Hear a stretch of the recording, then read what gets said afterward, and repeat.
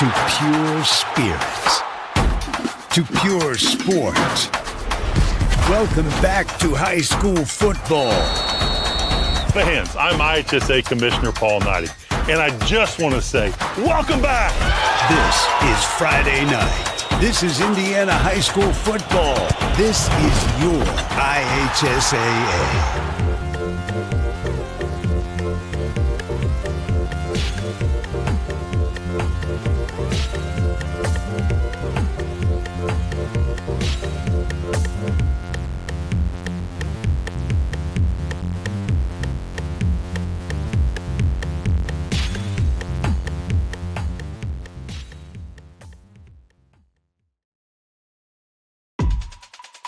Good afternoon. My name is Jay Jones. I'm the Commissioner of the Heartland Collegiate Athletic Conference, and we're excited that you joined us for today's webcast. We're thrilled to have this relationship with IndianaSRN, and we're excited to show you the game of the week each week, showcasing some of the best small college football around the Midwest. We hope that you'll continue to watch and let us know what else you might want to see. You can go to www.heartlandconf.org to see stats, game recaps, and other information around the league. Until then, enjoy today's webcast.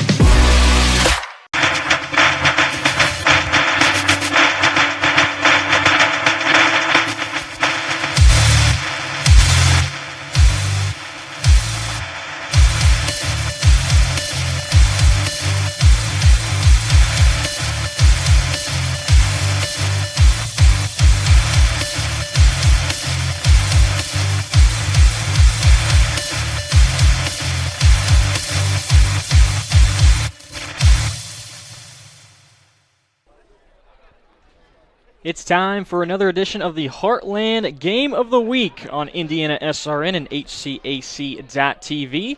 This week, our travels bring us to the campus of Hanover College, home of the Panthers, who are 2-3 on the season. They are set to host the 0-5 Defiance Yellow Jackets. Today's game is being brought to you by the Morales Group, building better futures, one story at a time. By Bertner Electric, your licensed and experienced electrician serving Central Indiana. By Piper Logistics, 3 services, 1 solution. And by Reynolds Farm Equipment, your hometown farm equipment dealer. Nothing runs like a deer. From Hanover College, the Panthers 2-3 on the year under their 6th-year head coach, Matt Theobald, are set to host a really struggling Defiance Yellow Jackets team. And now we welcome you inside the broadcast booth here, everybody. Jarrett Lewis alongside Sean Kroll. The Panthers coming off a very tough loss last week on the road at Rose-Hulman, a very good team in the Fighting Engineers. Defiance also off of a loss. Last week we were at Manchester to see the Spartans get the win over the Yellow Jackets. So a great opportunity for the Panthers to come back home for the 3rd time this season, try to get back into the win column and see themselves up on top of the Heartland Conference. Rose-Hulman's one of those teams that's going to be in the contention for the conference championship. Hanover has not lost at home, and they have not won on the road. So they're glad to be back in the friendly confines, so to speak, here at Alumni Field. Defiance has their head coach back this week. That's good for them, but they're on the road again. It's going to be a tough haul for them. A lot of tailgaters out, good crowd, recruits are in. It's college football time, and you got to love it here on HCAC.TV. Very good experience here at Hanover College. It's going to be a packed house for another home game. Again, the 3rd time that the Panthers are going to be playing on C. Wayne Perry Field. A full tailgate lot off into the distance, as we can see up here. And now the Panthers hoping to try to, like we said, get back on top of that Heartland Conference. They were the preseason favorite to win this conference, but a loss last week to Rose-Hulman. Again, great chance, come back to your home field and see a lot of great play, especially from their starting quarterback, Matthew Weimer, who's had one heck of a season. He's been fantastic. Sean Cohen, their running back as well. Again, tough loss. It is a tough place to play in Terre Haute against Rose-Hulman. That was a close game, went down to the wire, but there's still a lot of football left to be played here in the conference, and we'll see where the chips fall. And as you can see, there's a great look at the turnout for the Panthers faithful, hoping to see their Panthers get a win this week against Defiance. Speaking of the Yellow Jackets, and like you said, Sean, they are returning their interim head coach this season, Ernest Wilson, who was out last week at Manchester. He was out with COVID-related issues, but happy for the Yellow Jackets to have him back on the sideline and hopefully trying to end this skid. They were shut out last week at Manchester 22-0. Just couldn't get much going. Yeah, it was the first start for Jordan Ambrose, who is a junior from Tomball, Texas, played at Klein High School. Turns out he'd never really even played at Klein High School. He was a backup, so they're trying to work him in. We may see some Isaiah Watts from Detroit, Michigan, a junior. Coach said he's an unbelievable athlete, has a great arm. Tyshawn Freeman, they tried to run the ball with him last week. He's a bowling ball. Manchester has a really good run defense. We'll see what the front line of Hanover has is there in the 4-3, so we'll be interested to see what those 4 defensive linemen, if Defiance decides to try and pound it with Freeman up the middle. And looking at some more numbers for Defiance, averaging just shy of 10 points a game. Again, shutout last week against Manchester, while giving up 42 to their opponents.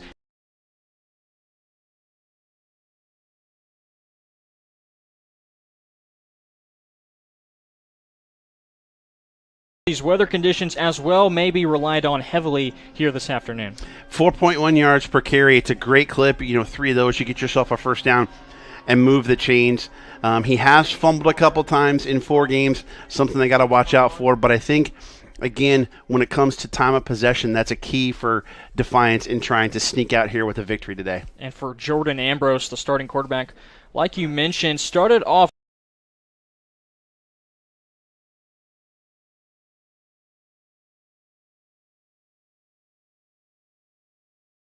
junior, like you said, back in high school, went to a very big Texas high school, didn't play, but for what he's been able to do for this Defiance program coming in as a high school backup, Coach Wilson can be happy, and he showed some bright spots last week against Manchester, but hopefully can put together a full game for the Yellow Jackets. He showed some flashes last week, made some great reads, pulled the ball down a couple times. He's a great athlete, so when he gets flushed out of the pocket and receivers aren't open, he can run with it. And as you can see here, he does get flushed out but finds the receiver, and he makes a great catch.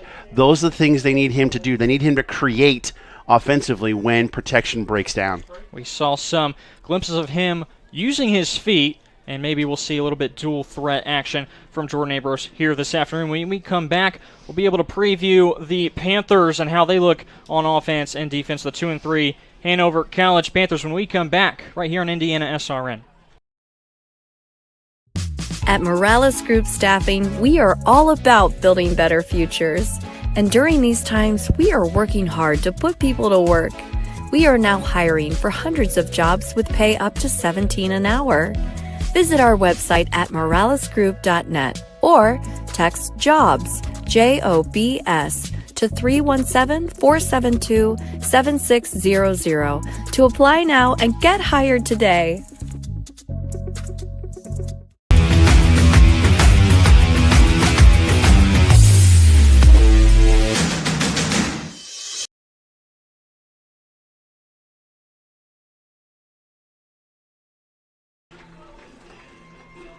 Back at Alumni Stadium and C. Wayne Perry Field, Week 3 of the Heartland Game of the Week on IndianaSRN and IHSAA.tv.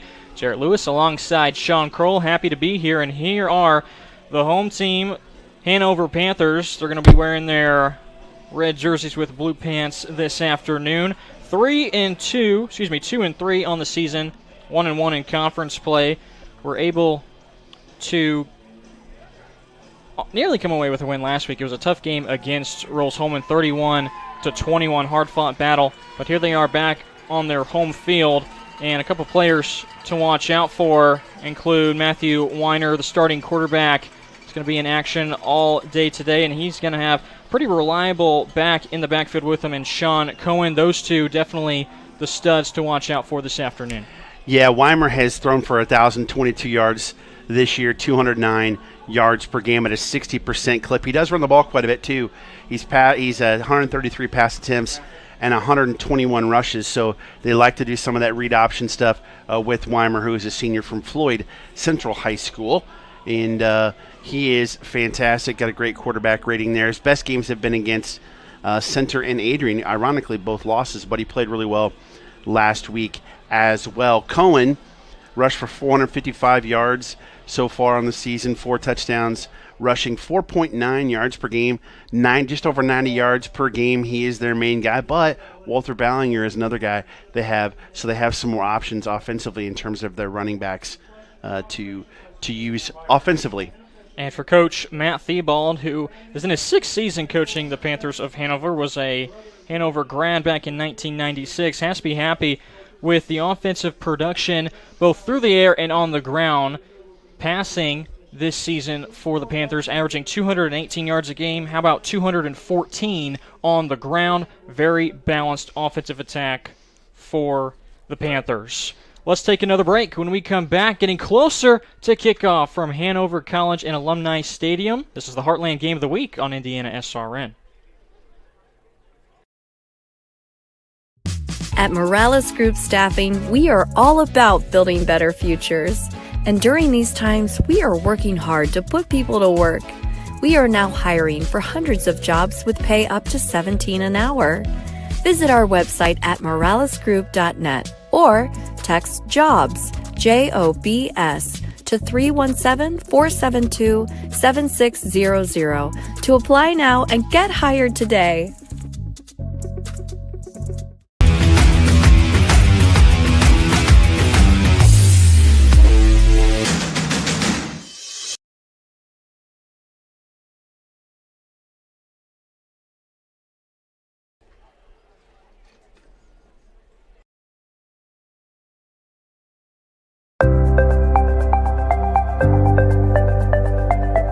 What's the number one misconception you think about Freemasonry?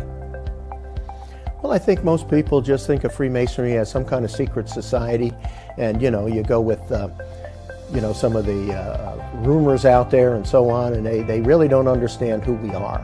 They don't understand that we are a fraternity of brothers first, and our obligation is to take care of each other and our widows and orphans, etc., within our group.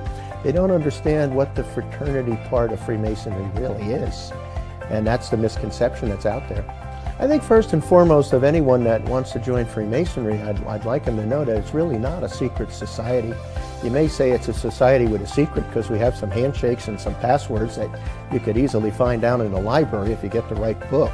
Freemasonry is more, it's a brotherhood, it's a fraternity, it's a way of sharing common thoughts and everything with people of all different vocations that really understand of getting together on the level. Whether you're a judge or a police officer or a janitor, you're all on the same level when you're in a Masonic lodge room. And I think that's one of the greatest things, that you can sit with people of all vocations, but you have that certain thing in common, that you're all brothers.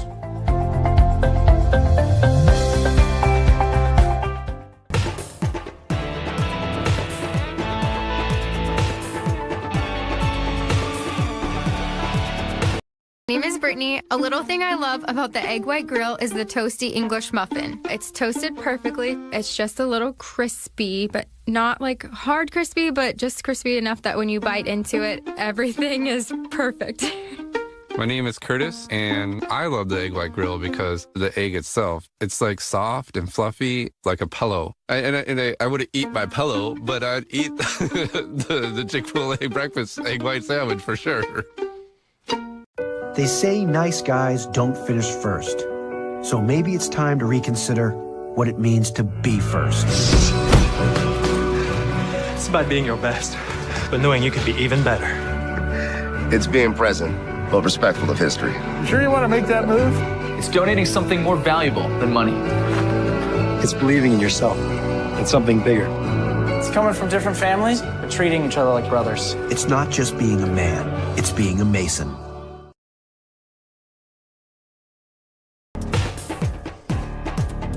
We welcome you back to Hanover College. The Panthers set to host the Defiance Yellow Jackets in our third edition of the Heartland Game of the Week on IndianaSRN and IHSAA.tv. We thank you so much for tuning in. 4 captains from each side meeting at midfield for the upcoming coin toss. Hanover will see Defiance at home this week, and then next week will be at Bluffton, and finishing out the rest of their season, Sean, some pretty tough opponents towards the later part. Manchester, they have at home October 30th, and then their next 2 games at Mount St. Joseph, which will be a very tough test on the road, and then home for the Bell game versus Franklin. Taking the Bell game out of the equation, let's be honest, that anything can happen there. You know, the top 3 teams that people look at in this conference are Hanover, Mount St. Joseph, and Rose-Hulman. Even though they've lost to Rose-Hulman, they still have to play Mount St. Joseph. It's at Mount St. Joseph, and then the final game of the year, Mount St. Joseph plays Rose-Hulman. So conference is still up for grabs. They've got it in their own hands. They have to take care of business today and keep that going throughout the year. So the captains now return to each side. Kickoff coming up shortly. Let's meet the third member of our broadcast team down on the sideline. It's the coach, Keith Myers. The skies are clear, a little cloudy, 57 degrees. The turf, 80 degrees, a lot different than last week. The wind will be the factor, 15 miles an hour wind. And I tell you what, whoever has a better kicking game might win this game. Should be a fun game. Looking forward to it. Have a great broadcast. We'll talk to you during the game. Thanks so much, Keith. And now looking at that kicking game, this year Hanover has only attempted 2 field goals. They're 16 for 18 on PAT, so that is no issue for the Panthers. But 0 for 2 in the field goal game. Defiance is 0 and 3. So that could very well be a factor that plays into this afternoon's game. The flag to our right is blowing around, and it has been this entire day so far. It'll be the Panthers to kick things off, going from left to right, and doing the kicking duties for Hanover is number 29, Jaden Vanasdal. Vanasdal is 53.3 yards per kickoff and 2 touchbacks.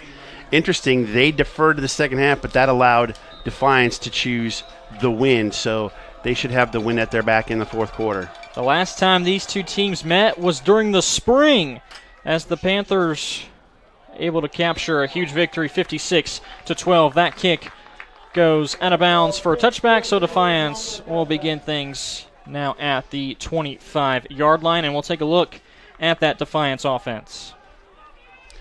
You see again the names to watch out for. Jordan Ambrose, the junior quarterback. Tyshawn Freeman, we should see a lot of handing off to him this afternoon. Amin Shahid is the number 1 wide receiver. Last week, Freeman, the sophomore, came away with 18 carries on 51 yards rushing. And so now we'll see how the Yellow Jackets begin things here. Very first drive of this third Heartland Conference game. They will start things off with Freeman.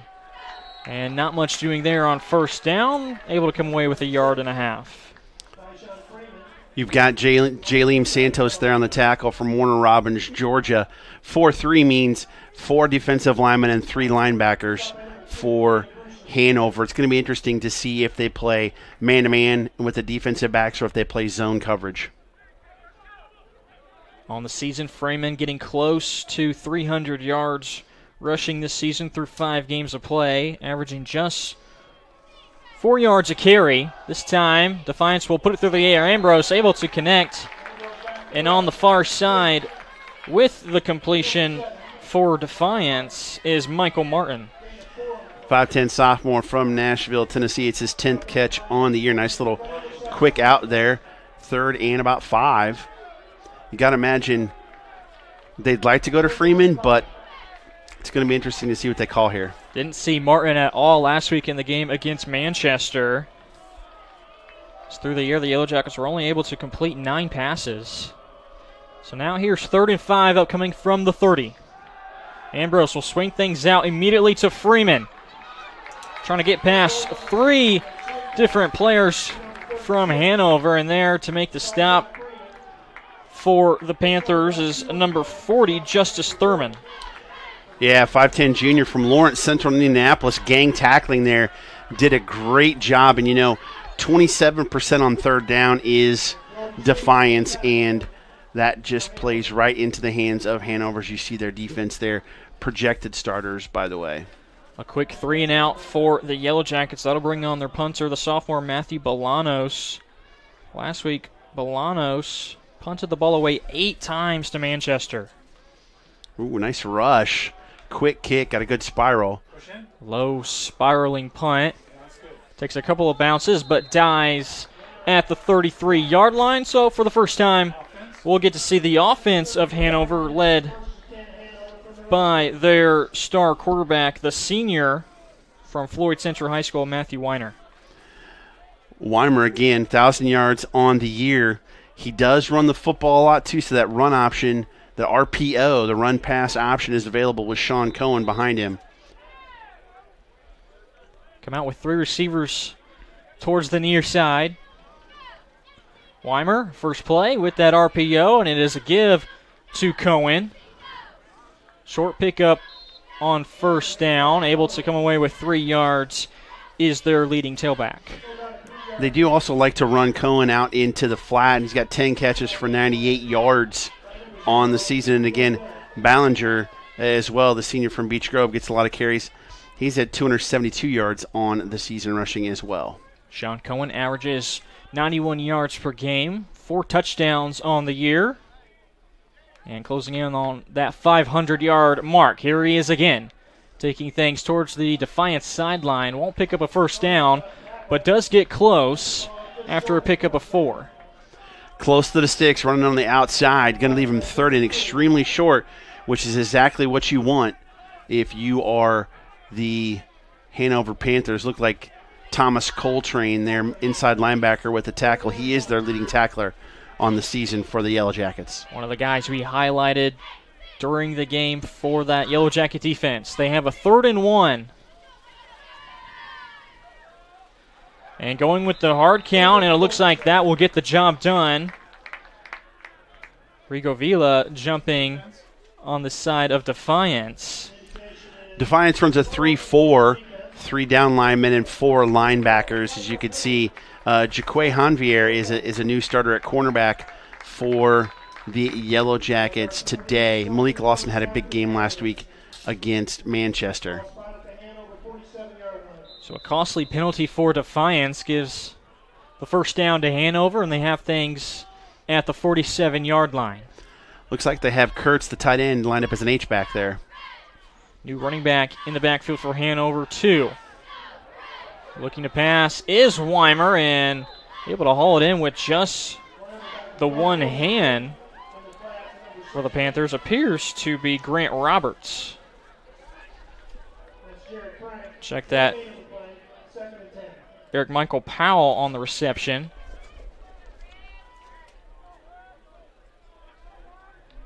So with that completion, loss of 1. Now 2 receivers out both sides for Hanover. A quick hitter and a catch here for the Panthers gets them across midfield. As Weimer this time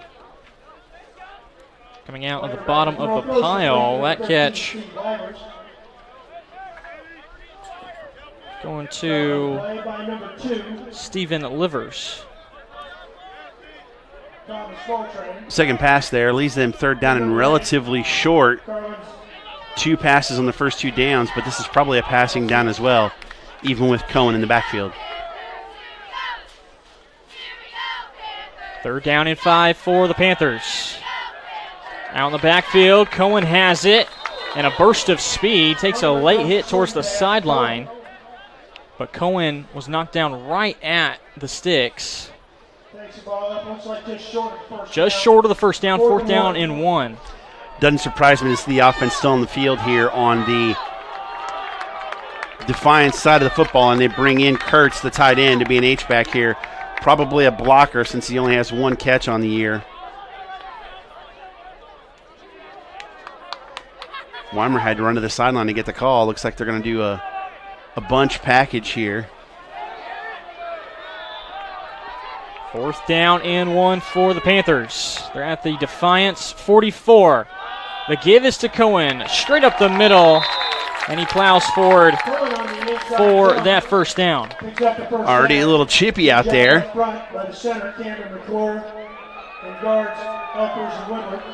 Last week, Defiance against Manchester, a lot of penalties for that squad. They finished with 10. Some of them proved to be costly, so if you're Coach Wilson wanting to limit the chippiness early on in this one while still being aggressive. From the 41. Eads in motion to the right side. And not liking what he saw was Weimer. He's forced to call a timeout. 9:50 left to play in this first quarter. Timeout on the field. Back in a moment here on Indiana SRN.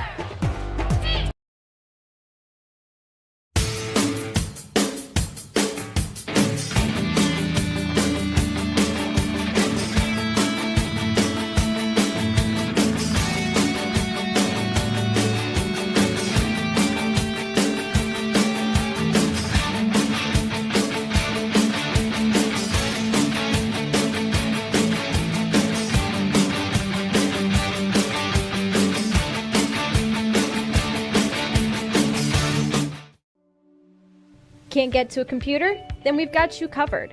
Just go to the IndianaSRN app and stay up to date with all of your favorite teams. You can watch live coverage or relive the experience with our on-demand service.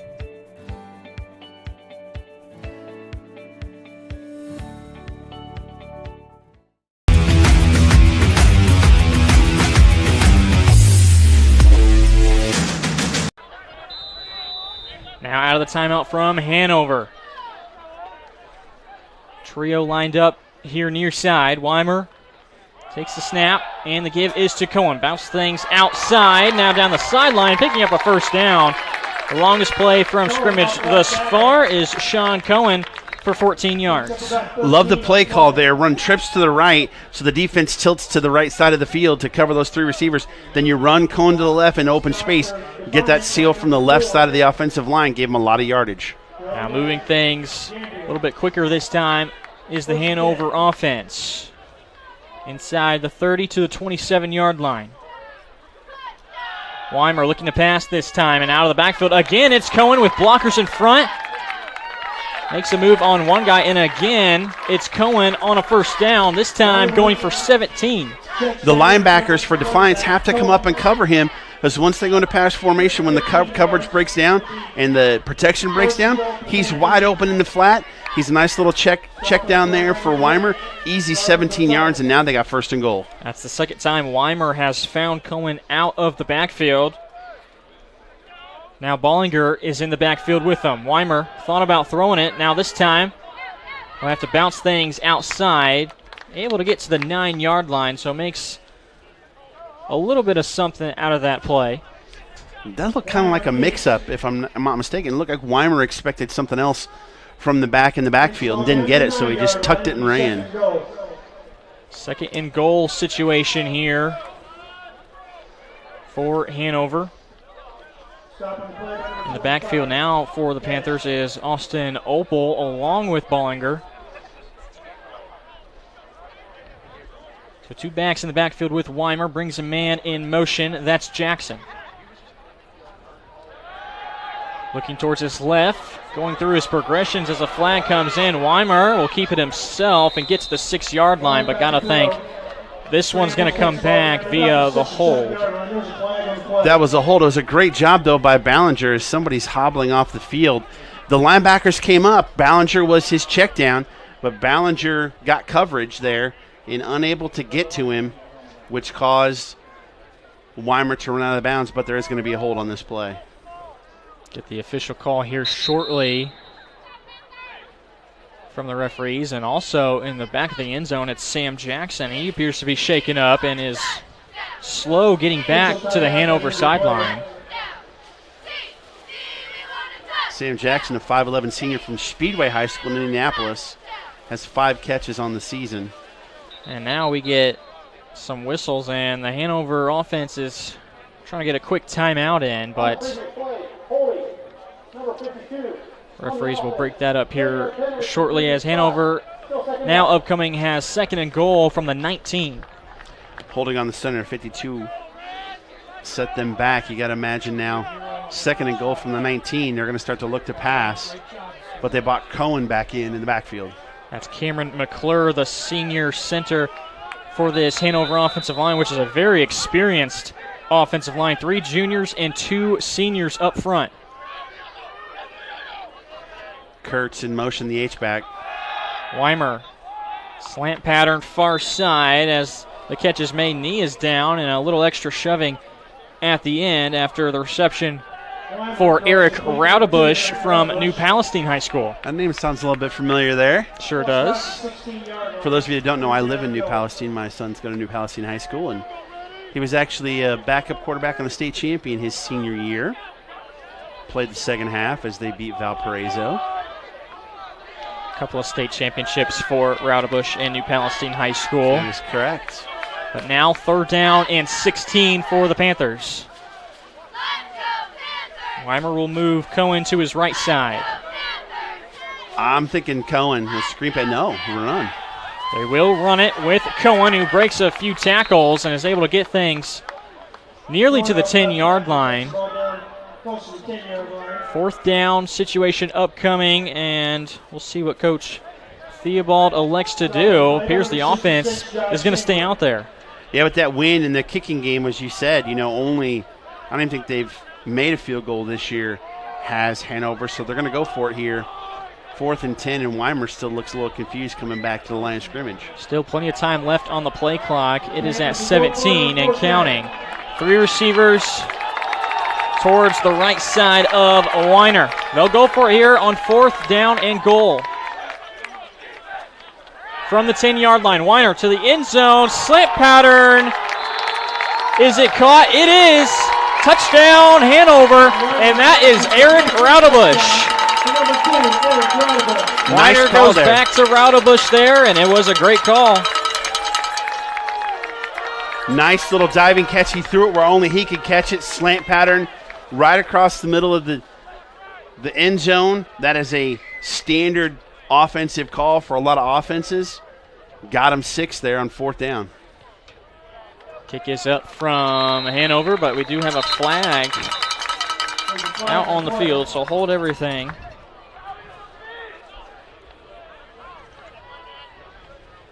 Van Osdal, a sophomore from Butlerville, Indiana. Jennings County High School is their kicker. And it's offsides against Defiance, so it doesn't matter as the PAT is good and goes through for Hanover. They have an early 7-0 lead. It's the Heartland Game of the Week on IndianaSRN.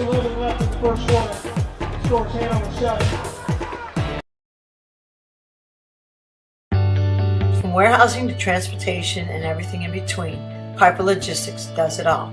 Centrally located, Piper Logistics has 2 warehouses in Indianapolis and a warehouse in Cincinnati, Ohio. Piper Logistics houses over 1 million square feet. Along with our transportation department, we can provide service to half the United States markets.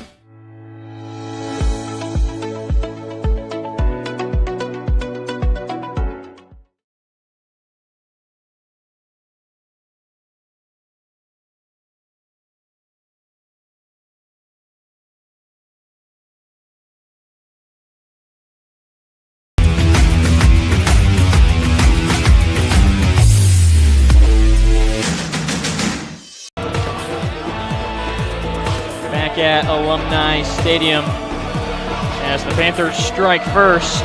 10-yard touchdown reception for the New Palestine native Eric Raudebush from Matthew Weiner. 12 plays, 57 yards, and now 6:11 left to play in this first quarter.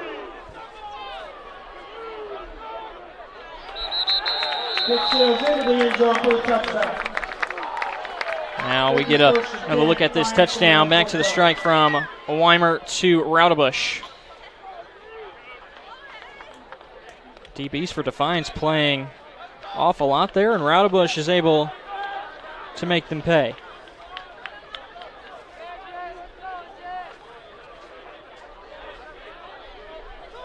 So now back for the second time is the Defiance offense. Officials for today's game, the head referee Matt Bushy, Rick Brown, Pat O'Donnell, Jeff Gilstrap, Zach Shoup, Jeffrey Logsdon, and Scott Barnett, the rest of the crew. So now can Defiance answer? They'll start off with the running game. Tyshawn Freeman carrying defenders with him. for a first down run of 13. Oh, there's the chippiness. There's a flag there on the sideline. Picks up the first down, stopping the play for the Panthers. And we'll see who this penalty goes up against on the Defiance sideline as Freeman was able to scamper for 13. Kyle Traber, their leading tackler, with a stop on the play. But we'll see if there's extracurriculars going on down there, as it seems there is. After the play, unsportsmanlike conduct, number 16 on the offense. That's going to go against the Yellow Jackets.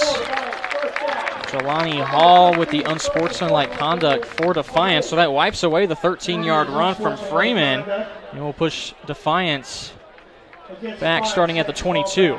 Those are the mistakes you cannot make if you're Defiance. You're 0-5 overall, 0-2 in the IHSAA, coming into one of the contenders for the conference title. If you have any shot today, you cannot make those mental errors. So now Ambrose, two receivers to both sides. We'll take the snap here. Three-step drop, feels the immediate pressure and is going to be sacked. Brought down on the play by two defenders for Hanover, one of them being Jamie Deckard, as well as B.J. Williams getting into the backfield. Two defensive linemen, Williams, a senior from Rome, Georgia. Deckard from Bedford North Lawrence, he's a junior. Deckard is an absolute animal. He's got 3.5 sacks on the year. That's going to take him to at least 4 right there.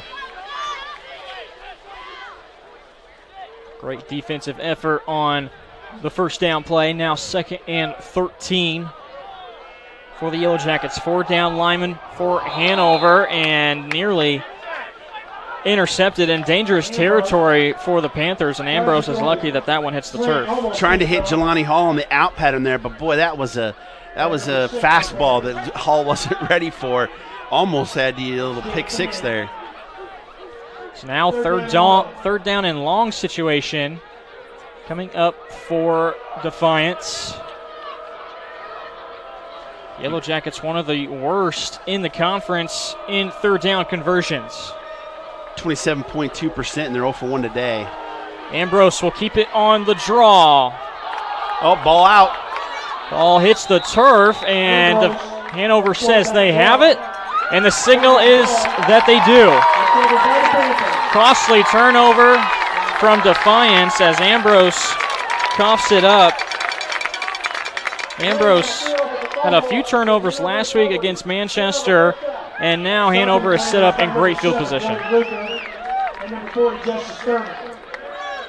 Luker with the hit. He's on the New Palestine kid, and boy, you turn over the ball now on your own side of the field, 31-yard line.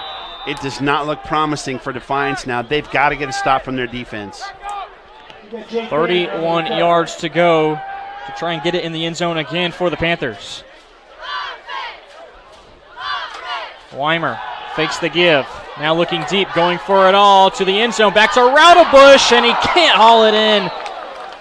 Raudebush had a step on his man, and Weimer put it in a great place for him to go after it. Boy, he had one receiver on each side, both running goes into the end zone, and they kind of almost met up. Raudebush almost caught it, but you could see right before the snap, Coltrane, the middle linebacker, trying to get guys in the right position defensively. They got away with it on that play. We'll see what they do here on 2nd down. 6'4" is Raudebush on that far side, and he's going up against Jaquay Janvier, who's only 5'6", the corner. So now 2nd down. They'll give it to Cohen. Makes a great jump cut back inside the hash marks, and Cohen is able to bring things out to the 25. He's getting big chunks of yardage so far early in this game. And stay tuned a little later on, Jarrett. The soft coverage that the cornerbacks are playing on these Hanover receivers, those quick hits, may come into play later in the game. They're up on them now. 3rd down and 4. But it's 3rd down. 3rd down and 4 for the Panthers. Another give to Cohen, trying to fight his way forward. But it's only going to pick up 1 yard, and now it's another 4th down upcoming for Hanover. The last time they had a 4th down, they ended up with 6 points on the board. Weimer he's a senior from Evansville North. But now they have Ballinger in, who is from Beech Grove. He's got 10 receptions on the year as well, so watch him coming out of the backfield. Weimer has gone to Cohen twice out of the backfield. But now Ballinger is in on this 4th down and 3. 3 receivers up top. Weimer looks to the 1 receiver side across the middle. It's a catch, breaking the first tackle and trying to break the second to get into the end zone is Jared Frank. Second reception for Frank, and he has the Panthers inside the 5. 20th catch on the year. He's averaging 61 yards a game. Nearly got in the end zone. But they're going to go hurry up here and try and get Coney's back in the game.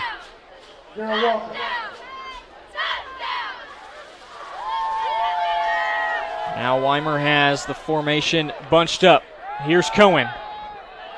Spins around and is close to that goal line.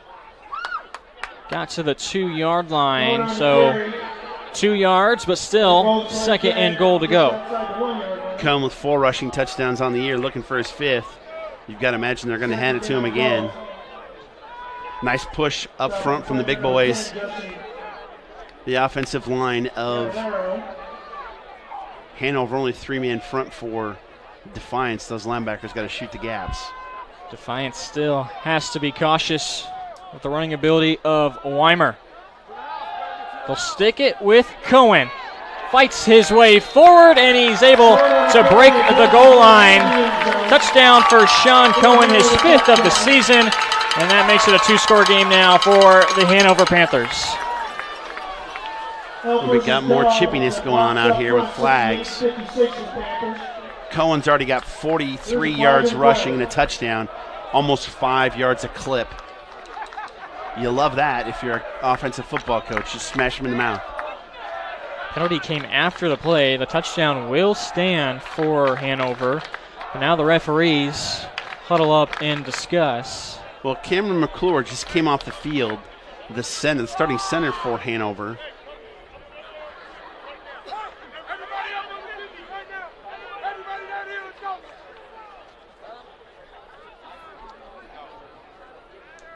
So the referees have figured out the call.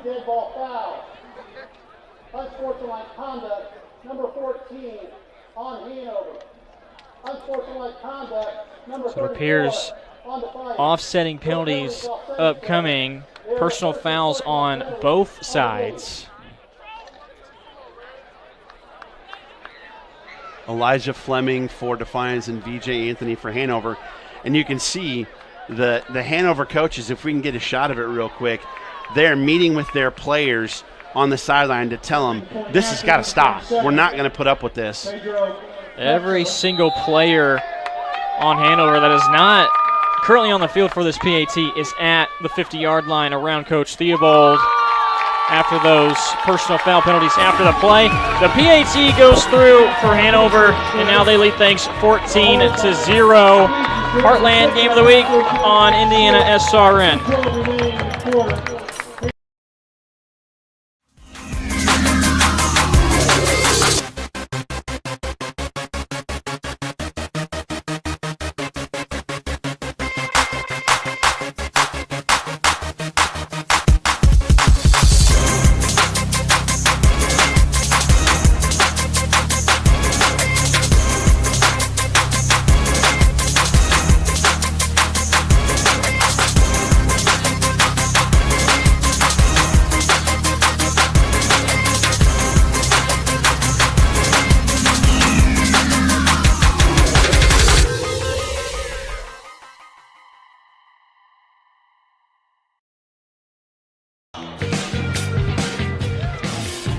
Kickoff upcoming from the Panthers after the touchdown run for Sean Cohen from 2 yards out made things a 2-score game now.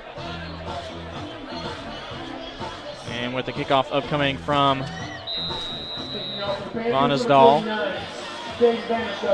This is not a position you want to be in as Defiance because you haven't had a chance to to throw the football very much with Ambrose, and now you're stuck down 14 points here early in the first quarter. You're going to have to throw the ball a lot to try and get back in this game. Trying to get towards the outside on the return for Defiance was Michael Martin. And now going back to the touchdown run for Cohen. It's right up the gut, right between the tackles.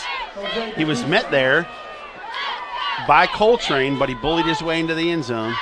Nice pulling block also from Gage Woodard, junior offensive lineman, North Vermilion High School product.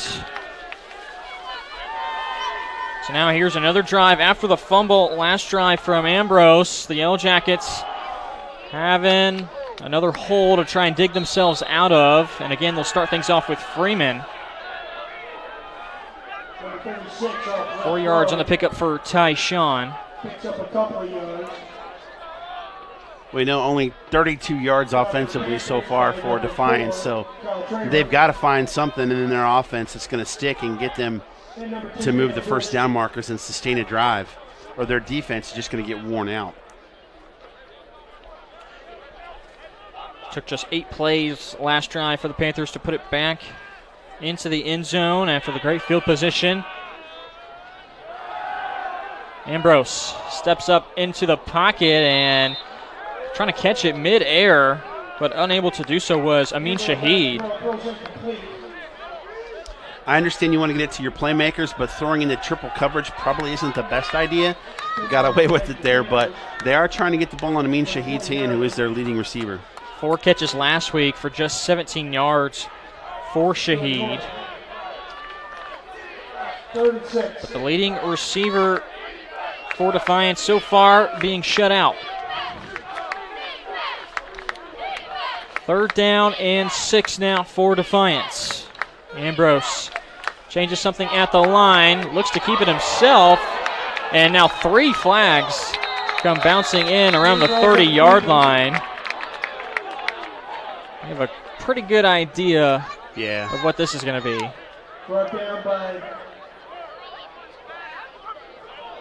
number 40. They had a nice little rub route coming down over here near us, near the side, near the Hanover sideline. Roudabush came up on the safety to make that coverage as they're taking the free safety and shading him over to Amin Shaheed's side, and it looks like they're going to go for it here. And boy, they better get this, or they're in real trouble. Nope, bringing the punt team. Hanover elected to decline the penalty and make it 4th down and 8 after Ambrose lost 2 yards on the carry. So now we'll see Bolanos back out onto the field with the rest of the punting unit. Great penetration by that defensive front of Hanover. Hardeman, Santos, Williams, and Deckard making life very tough for Jordan Ambrose and the Yellow Jackets. Bolanos stands at the 15, feels some pressure, but able to get away. Another beautiful spiraling punt that's fielded at the 36 by Hanover. On the return for the Panthers, Hunter Eads. His 8th punt return on the year, averaging 5.6 yards per return. Surprised he didn't fair catch that. But, hey, trying to make a play. Let's see what happens now. Defiance really needs to step up and stop this offense, especially Cohen, who's been fantastic. We mentioned how balanced this offense of Hanover was. 430 yards of total offense per game. So far, Weiner through the air, just the 1 incompletion. He's 7 of 8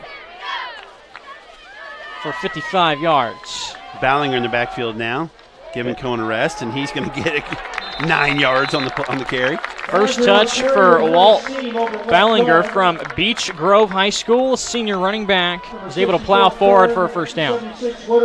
Had 88 yards and 2 touchdowns 2 weeks ago against Anderson.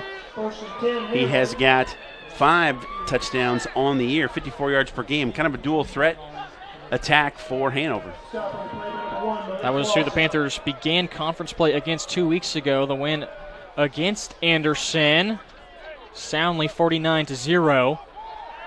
And now back to the air attack. Weimer trying to stay up on his feet, but he's going to fall for the first time. And Coltrane is able to get back there on the sack. That's exactly the kind of play that Defiance needed. They kept Ballinger in the backfield to chip and help out, but it didn't work. And with that sack, that'll bring us to the end of the first quarter as the Panthers have put it in the end zone twice to be up 14-0. Back out onto the sideline, we have Mr. Keith Myers. Cheerleaders are very important of the game, and one of the head cheerleaders is the coach, Heather Lloyd, with us. And your cheerleaders are in good shape, your fans are in good shape. What a game. It is a great game. It's obviously perfect weather. For these girls, they're really, really excited to be here. The more the crowd can participate and yell with us, the better. Talk a little bit about your routines and what you do on game day, because there's just more than cheering. There is, and a lot of times the crowd looks to us to guide them in many, many ways. We typically prepare things like the school song. Cheerleading has become a very athletic sport, so you hope even at a Division III level you are seeing stunts, tumbling, kicks, jumps. It certainly is part of the athletics department, so we appreciate that these girls have improved their physical condition, flexibility, level of strength. So a lot of memorization with skills and things that they're doing, but they're just really excited to cheer on the Panthers. And one of the things, they tried to lift me up, guys. They couldn't get me up, so I guess I need to lose a little bit of weight. Back up to you guys. Thanks so much, Keith. I would love to see that. Yeah. A couple of scores. Mount St. Joseph up 7-0 on Manchester. And Franklin at the end of the first is up 3-0. I believe they may be playing Bluffton, if I'm not mistaken. Indeed they are. So now 15 fresh minutes up on the clock. Panthers still with possession. They start at the 41.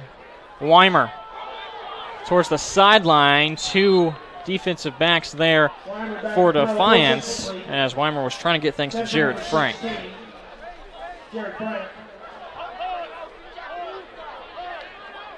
Good coverage that time for Defiance. Malik Lawson was there, Washington, D.C., as well as Darrell Walker. They force now a 3rd down and 18. And for those of you that are curious, in the third quarter, Indiana is leading Michigan State 9-7. Weimer again throwing it deep, and 50-50 ball is nearly taken away by Defiance. That was Elijah Fleming. And the intended target for Hanover looked like Jalen Peck, freshman receiver from Bloomington. Double coverage there. He's lucky he got away with it not being a pick, but again, great coverage by Elijah Fleming, the linebacker.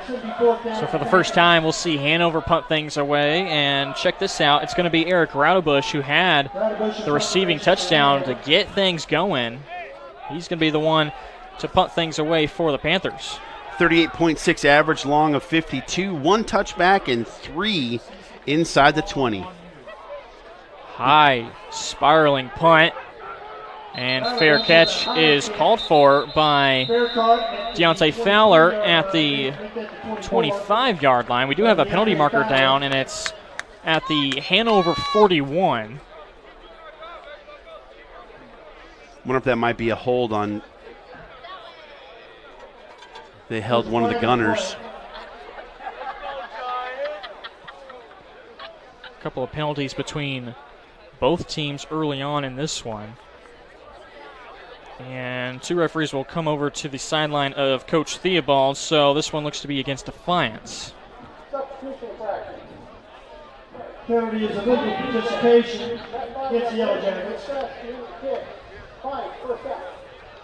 Those are really the things you have to shore up if you're Defiance to really get to that next level, and that is the mental mistakes of the penalties that set you back even further. You had decent field position there right around the 25, 30-yard line. Now you're backed up all the way inside your 20 to start this.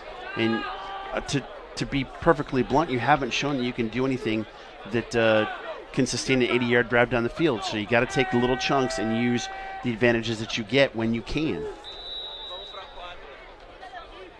The fourth penalty now called on Defiance. They'll start things off at the 20 with a give to Freeman, and there's a fumble on the play. Hanover picks it up, and they're going to take it back for the touchdown.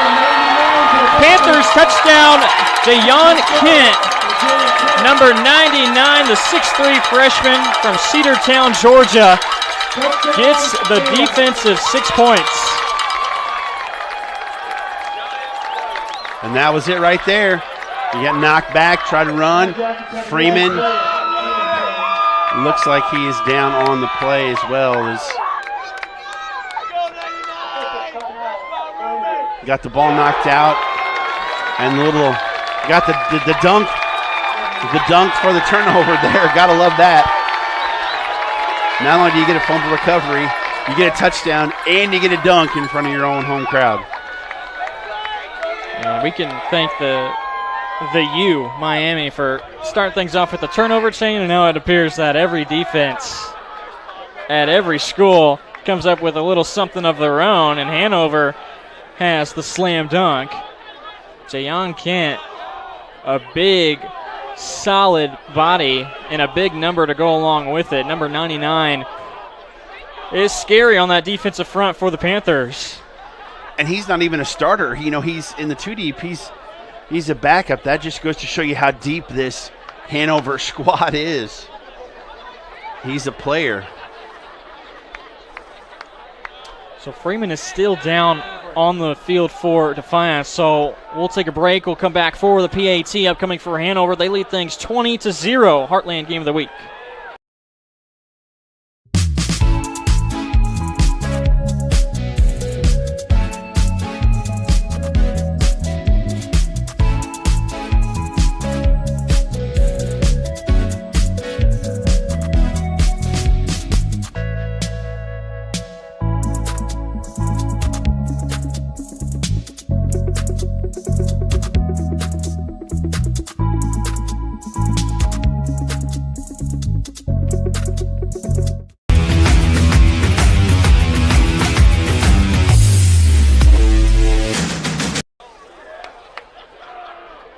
It doesn't look too good for the starting running back for Defiance, Tyshawn Freeman, being carried off the field with the help of his teammates, and he is really the focal point for this Defiance offense. Has just the 3 carries, had that 4th carry that turned out to be a fumble, but a huge loss going forward for the Yellow Jackets. Yeah, and this week in their 2 deep, they had a 5'9 freshman, Shane Adams, listed as the second on their depth chart from North Ridgeville, Ohio. So 5'9", 165 is going to replace 6', 250.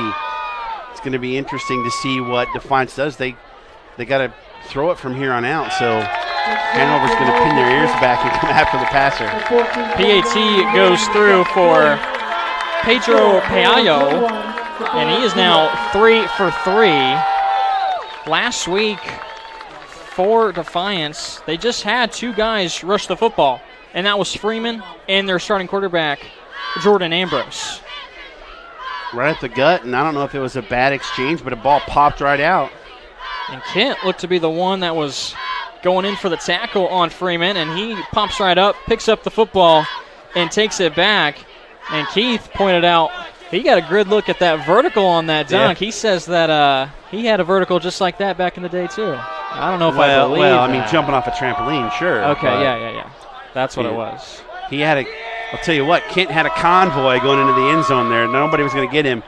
He was surrounded by his teammates, and you could see the entire defensive backups run down the field to congratulate him. That's the sign of a great team, when you're happy for your teammate when they score a touchdown and you celebrate like they did with the dunk. You love to see it if you are a Panthers fan. Now 21-0, and just 31 seconds have gone by in this second quarter. And the Defiance really has to kind of redefine what they want to do. If Freeman getting carried off, he's not going to be able to come in anytime soon. You've got to figure out offensively now what you want to do to try and put some first downs together. Kickoff from Hanover, and fielded in at the 8. Taking things back towards the middle of the field is Michael Martin for the Yellow Jackets. Nice tackle there. Look by the tight end, George Kurtz. Great kickoff coverage for the Panthers, as Defiance will head back out onto the field and get this drive going from the 22. One thing last week for the Yellow Jackets that they were able to do so well was put Manchester in third down situations. They were able to get those third down stops, which eventually led to field goals. So you like only giving up field goals to your opponents, but putting up 0 points on the scoreboard to try and counter that is not going to get the job done. And they've given short field to Hanover quite a few times as well. So on the carry for Defiance is Antoine Dennis Jr., sophomore from Dayton, Ohio. He's going to get the call this time with Freeman now on the sideline. Maybe they decided to go with Dennis because they didn't want to give it to Adams as the freshman coming in cold. And you're going to see a lot of Jordan Ambrose from here on out. On the season, Dennis Jr., just 20 attempts for 40 yards rushing. Ambrose swings things out to the far side, able to connect with Makari Biggums. And that's something they need to do. Get Ambrose outside the pocket, avoid the rush, short passes. That way, if it's not there, he can tuck it and run because he's a great athlete. You got 3rd and long now. Big call here for the Yellow Jackets. Just a 6th pass attempt for Ambrose. Check that, the 5th pass attempt, and he's 3 of 5. Can't make it 4 of 6 as he overshoots his man, Sala Edwards. Boy, and he was open too. They had him. And gosh, I don't know if you want to go for it here this deep in the territory, but what else are you going to do down 21 here early? Nope.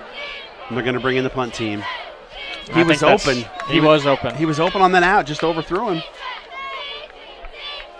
Over the defender that was playing the flat, but also in front of the secondary player for Hanover. So Bolanos, for the 3rd time now, will have this punt. I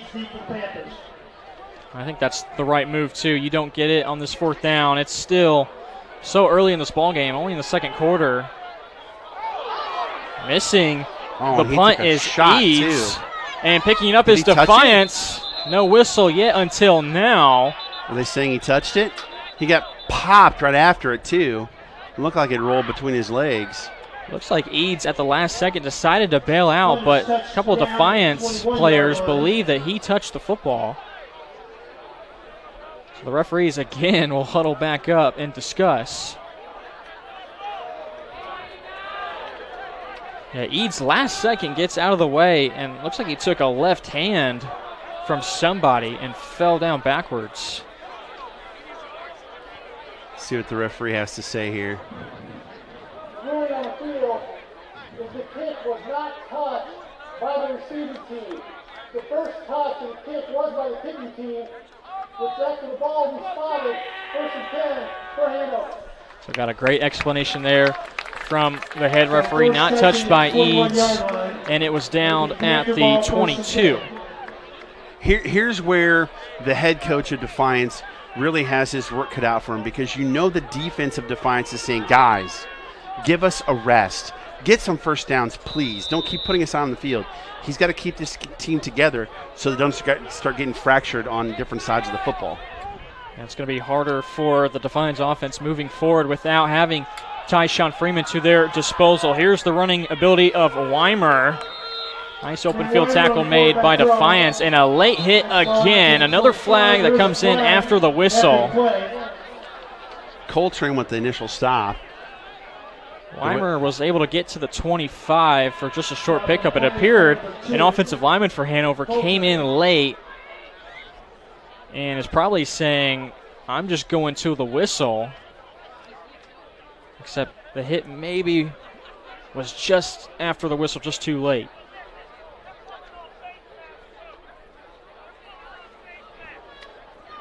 After the play, personal foul, unnecessary roughness, number 68 on the offense. And indeed, that is going to be the call. Personal foul called on the offensive lineman for Hanover. That was Josh Elfers. From Loveland, Ohio, junior. And Elfers now comes back to the sideline. And again, these mental mistakes will have your head looking like Keith's with no hair on it if you keep getting mental mistakes like this. So now Hanover is pushed back to the 12-yard line. They give it to Cohen, who bounces things outside. Down the sideline, across the 40-yard line. Here's Cohen across midfield. He could go to the 20. Needs one more block. Cohen is tripped up right at the 5-yard line. Sean Cohen. I'm looking for flags. I don't see any. From the Hanover 12, Cohen takes it all the way to the Yellow Jacket 3-yard line. Oh, just missed out on it. And he needs a rest for quite a bit. So 75 yards on the run for Cohen. And a sideline warning comes in, called on Hanover, but I'm sure they don't mind it. And after that long run, it's a timeout called by Coach Wilson of Defiance. The Panthers trying to put it in the end zone again. Right now up 21-0 on the Heartland Game of the Week.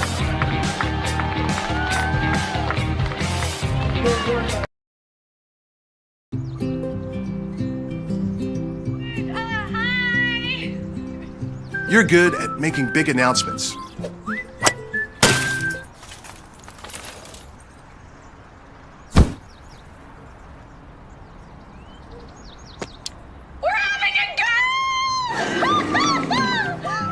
We're good at your insurance. Start with Indiana Farm Bureau Insurance, online, over the phone, or in person, and stop knocking on wood.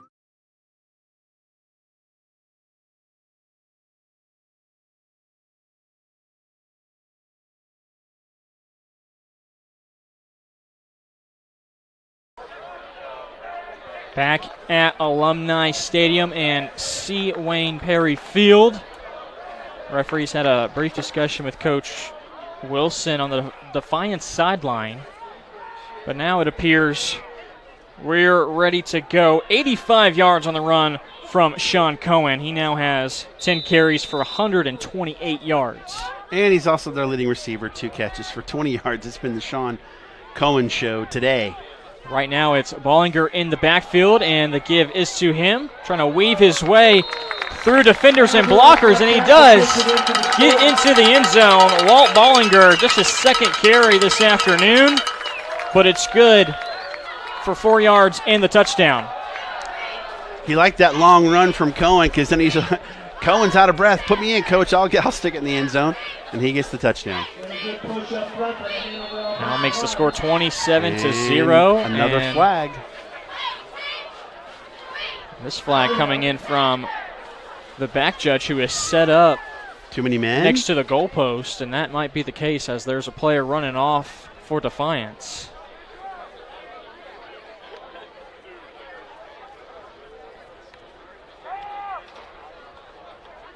It will probably be assessed on the kickoff.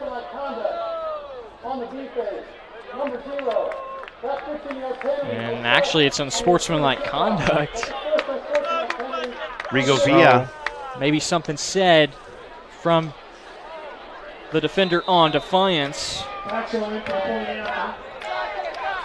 Yeah, and that'll be assessed on the kickoff, so they'll be kicking off from the 40. Pasio's PAT is good, and he's now 4 for 4, makes it a 28-0 lead. More second quarter action coming up next here on IndianaSRN and IHSAA.tv. Your hauling or moving project has arrived, and College Hunks Hauling, Junk, and Moving has you covered. Honest. Uniformed. Nice. Knowledgeable. Service. College Hunks Hauling, Junk, and Moving. Can't get to a computer? Then we've got you covered. Just go to the IndianaSRN app and stay up to date with all of your favorite teams. You can watch live coverage or relive the experience with our on-demand service.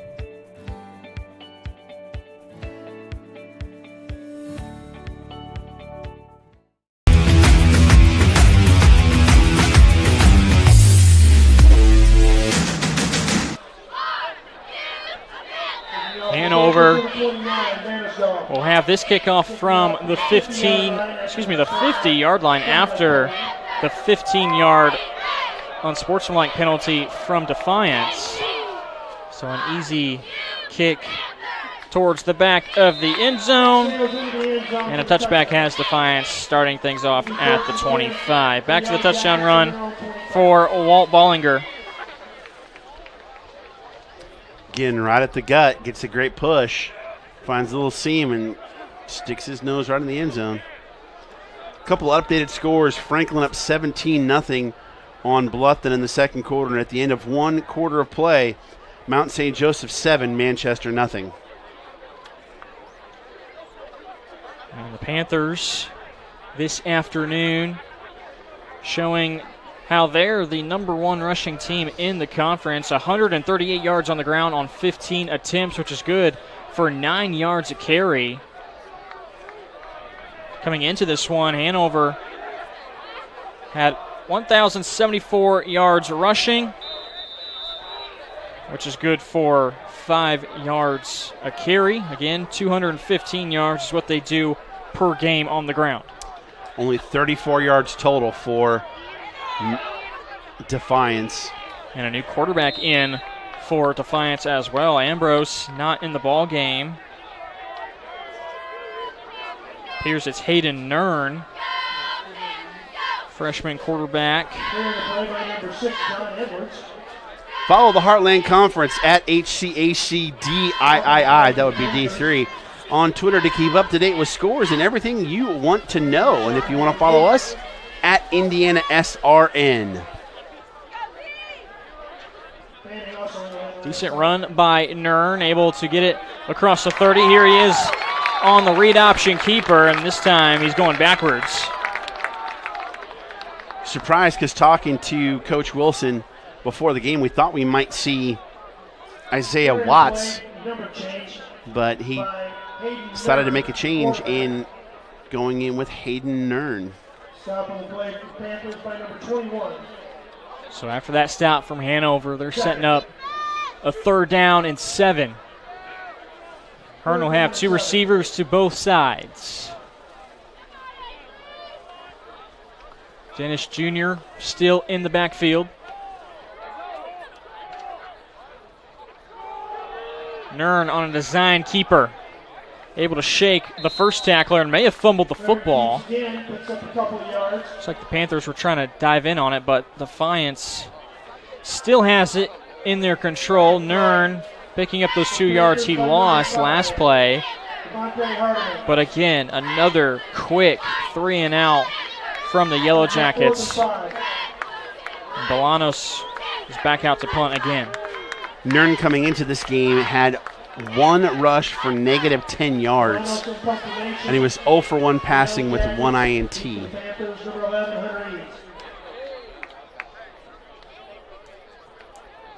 Now Bolanos, for the 4th time, feels the pressure and nearly blocked, but another great punt.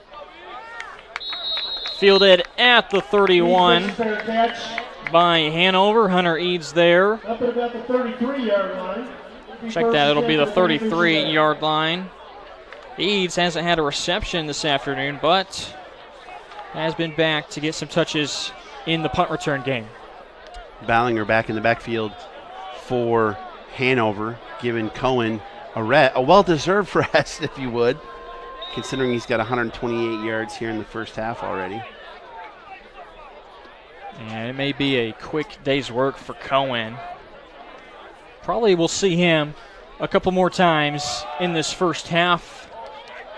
His day's not necessarily done, but with this sizable lead for Hanover, could very well see a lot of the second-team players hit the field early. And we'll probably see a lot of running the football as well, which will kill a lot of that clock.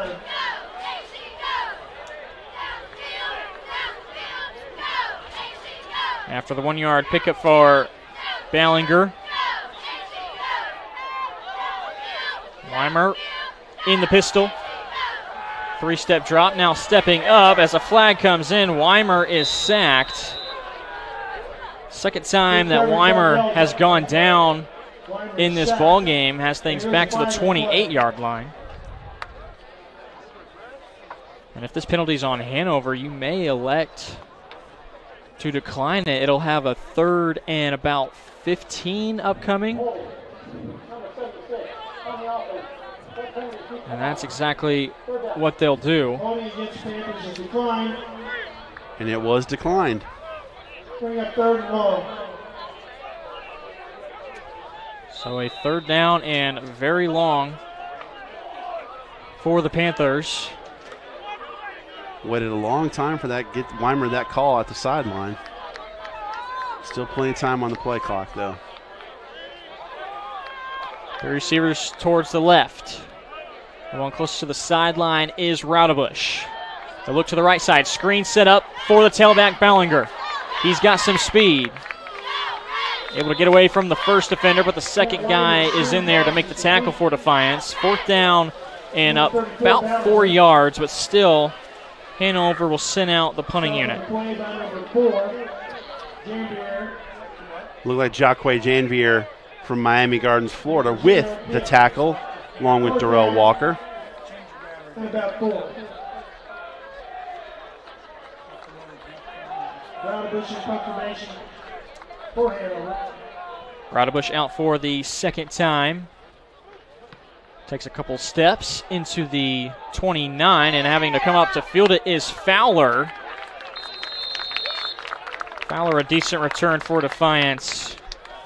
Hey, I hear we got some special guests coming up at halftime with Keith Myers down on the field, one of which I believe is the future Hall of Fame radio broadcaster for Hanover College. A man that has been doing it for a very long time for Hanover College, and the coach will be able to talk to him at halftime, so make sure you stick around for that. Panthers have every reason to celebrate right now with this 28-0 lead. Also stay tuned after the game for the player of the game. She gets a special treat from one Debbie Myers. A little bit of extra treats. Yeah, this week too. She, so many players on the team he tried to share last week did David Smith from Manchester, and she felt bad she didn't make enough, so she doubled the batch this week. He didn't have enough cookies to give out to his dogs. his dogs. I'm sure Keith is up on that terminology this week. He was doing some studying on our way up here, or our way down here, excuse me, down to Hanover. About an hour and a half trip from Indianapolis down to Hanover. Nice tackle by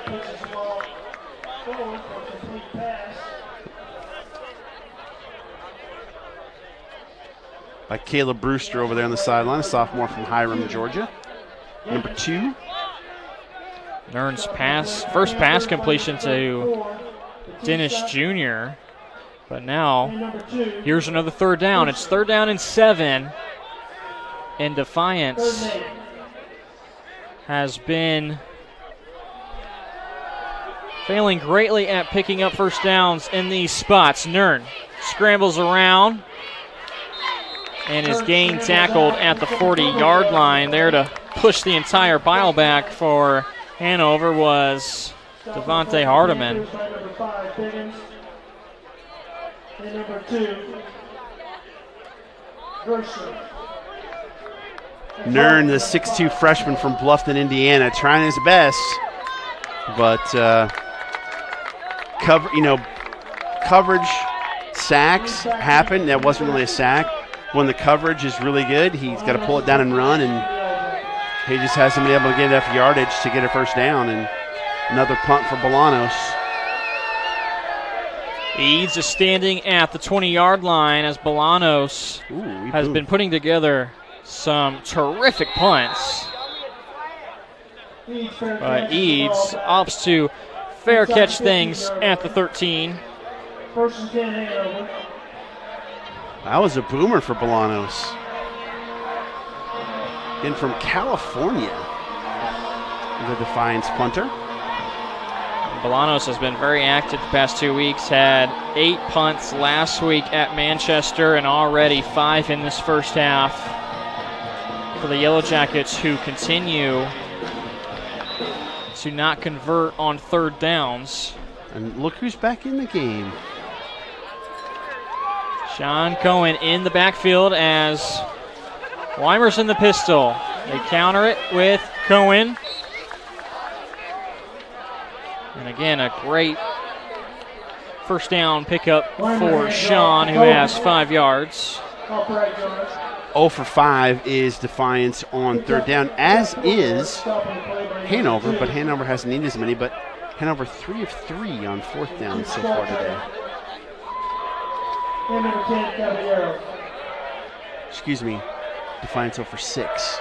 Stats just updated. Clock under 5.5 left to go. Wide open is Eads. And Eads is able to get away from the first defender across midfield and finally pushed down by Defiance, but a huge pickup on second down. Number 11, Hunter Eads. Breakdown in coverage right there, left him wide open. Stopped to let the defender go by him. Got a good block from Raudebush there to gain some extra yards, and now they're cooking again in Defiance territory. 40 yards on the completion between Weimer and Hunter Eads. They're into Defiance territory, wide open in the flat. And the linebacker came in to get the tight end, and now another wide open pass play. They swing things out, and it's another first down. This time the reception to Jalen Peck. And for the first time, Peck hauls in a catch from Weimer. And a great block there by Eads, who just had the big pass play. Threw a great block to spring him for a first down. That was also the first catch for Eads. And great blocking out there from Hunter, as well as Jaden Frank. Now Jared, the near receiver towards the left. Peck in the slot, along with Eads. Great option. Cone fumbles the football. And Defiance jumps all over it at the 25. The first mistake of this game from the Hanover offense, as Cohen coughs it up and halts the good-looking offensive drive. Looked like Elijah Fleming with the hit there. Well, I don't know if we have a replay of that or not, but it looked like Fleming 34 was the one who knocked it out. It'll be first and 10 Defiance. So there's something for Defiance that you've been looking for this entire season. That's forcing turnovers, as Cohen just has it knocked right off of his left knee. And didn't have a chance to go after himself because he's being tackled on the play as well. So now Defiance needs to put something together. And with plenty of time to do so as well. 2 timeouts and 4 and some change. Defiance has 1 first down. They need something to buoy them here offensively. Nern looking to pass and going for a quick hitter, nearly intercepted by Hanover. That was Cody Horner. By number 29 for the Panthers. And the intended target was Amin Shahid, who has yet to have a reception. Cody Horner starting in place of Kiefer Askew, and great play there by Horner, as he seems to be the one. As now they're switching up, and they got Jay Fanning on Amin Shahid here on the left-hand side defensively. Second down now. The ball at the 25. Nern looking to pass again. Hit as he throws, and just off the fingertips of his target, that time being Michael Martin. And Nern took a big shot from his blind side. As he was looking left, got hit from the right. Looked like Justin Williamson, 0 on the coverage there. That is indeed correct. We get the confirmation from gotta love the PA. The PA announcer.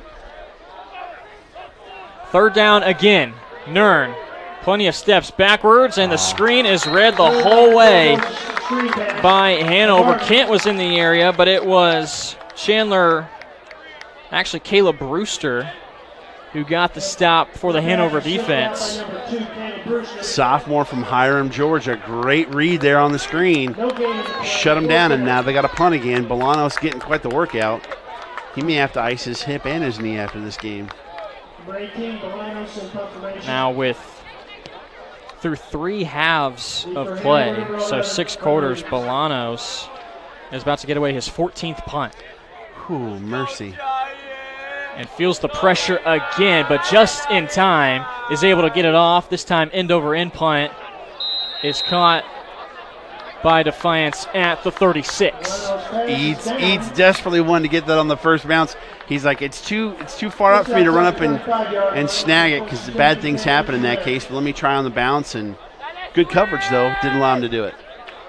So now Hanover, again, the defense has stepped up big and only allowing 35 yards on the ground, 10 yards through the air, 45 total yards of Defiance offense. And Hanover is set. They could, if they stick it down near the end zone, go over 300 yards of offense in the first half. Bollinger sets things off on this drive with 9 yards to the 45-yard line. You love that as a first down carry. If you're an offensive coordinator, 9 yards, 2nd and 1. Let me just throw a dart here and see what I can do, because we know 1 yard we could probably get it on 3rd down. Let's try something. 2nd down and 1. Looking to pass this time is Weimer, having to step up again, and there's Coltrane. 3 sacks for this Defiance defense, and Weimer isn't pleased with how that play turned out. Coverage sack there, didn't have anybody open. Weimer's just got to either get rid of it or figure out something else, and now that does not, I don't think that is the play you wanted on 2nd and 1. Now you got 3rd and long. Sets things back, 3rd and 8 now for the Panthers, who are still trying to score with under 2 left to play in this first half. A couple of Defiance players jump, no penalty down, as Weimer has all the time in the world but has to flush out of the pocket, and he gets things to Eric Raudebush, and that's going to be enough for a first down. How was there no flag on that? Like 16 different people jumped there. But great job ad-libbing there by Weimer to get it to Raudebush to get a first down. Raudebush at the sticks. He was wide open. Here's another player wide open for Hanover. Steven Livers gets the reception that time.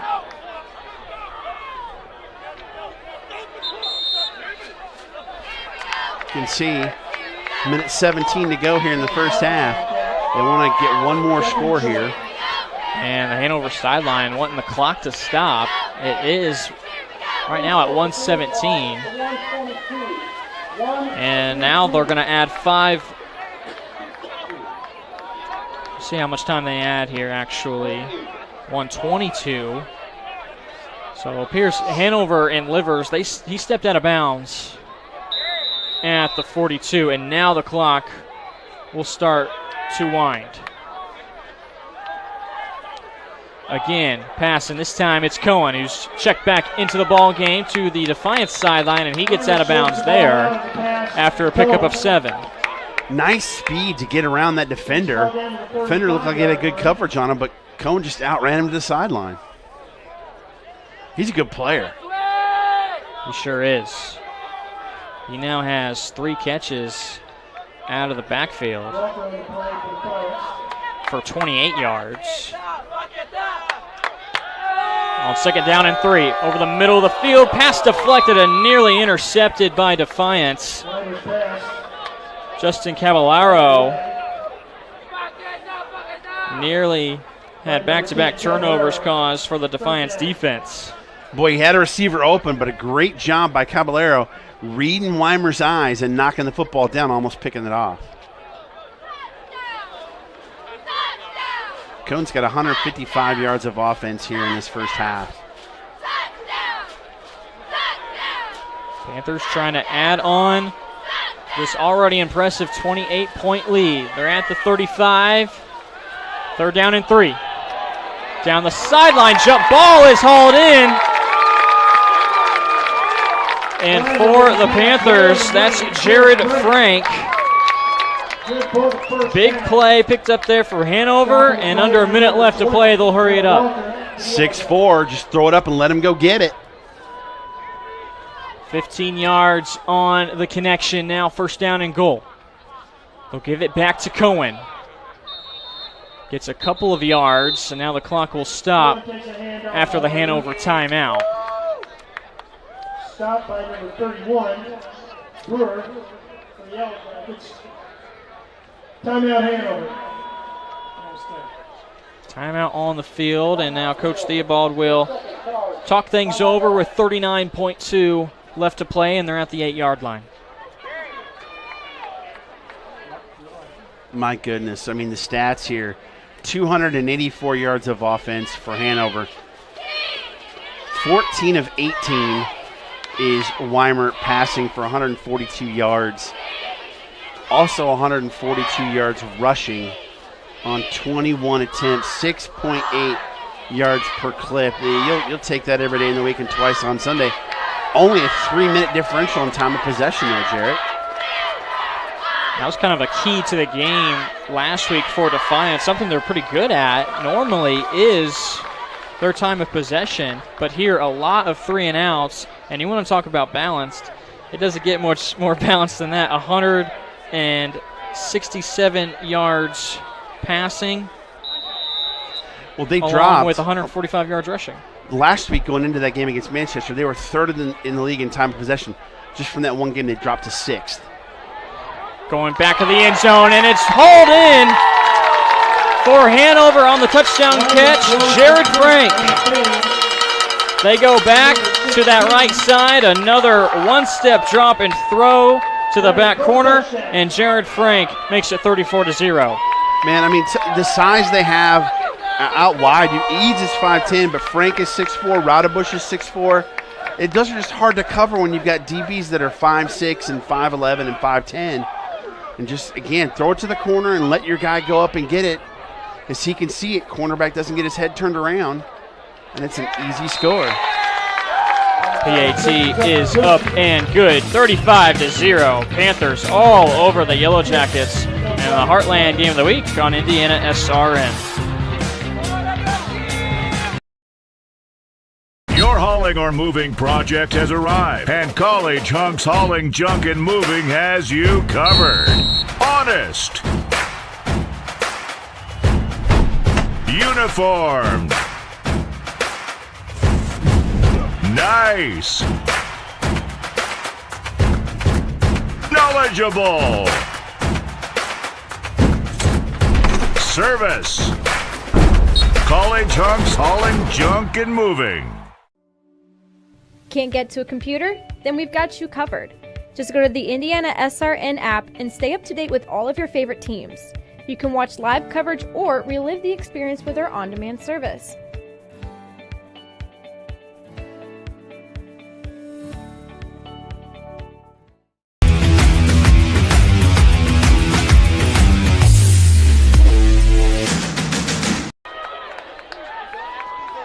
The Hanover Panthers playing extraordinary well, up 35-0. Offense is clicking on all cylinders, over 300 yards of total offense. Now here's the return for Fowler and Defiance. And a big hit on the kickoff coverage now. At the 20-yard line, Defiance will have 27 seconds left and 2 timeouts. We'll see if they even opt to try and get into scoring range. I think you just got to kneel down and get into halftime and see what adjustments you can make. Yes. Weimer is 12 of 15. QBR is 155, 134 yards. 80% completion rate, not bad.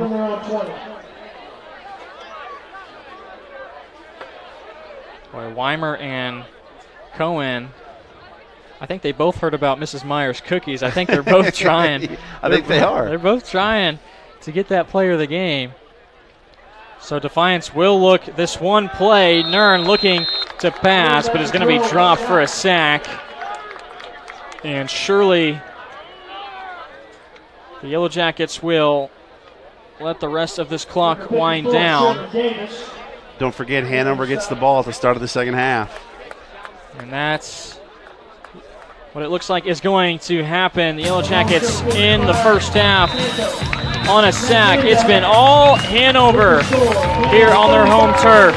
45-0 is the score. 4 offensive touchdowns and also a fumble return is the difference. 35-0. Now down to the sideline with the coach, Keith Myers. Coach wanted to make sure he had the right camera. You right over there, Coach. Good job. Good first half, over 300 yards of offense. Yeah, we really tried to work on our run game a little bit coming back from last week, and we're still not perfect, but we like where we're at. It's great to see Sean finally break a nice long one there, and special teams are playing well. Defense is getting a lot of 3 and out, so we're pretty happy with where we're at. Your punter's resting tonight, Coach. That's a good thing. when the punter's not working real hard, that means you're having a good day on offense. So, Defiance is battling. I think we probably have them a little outgunned today.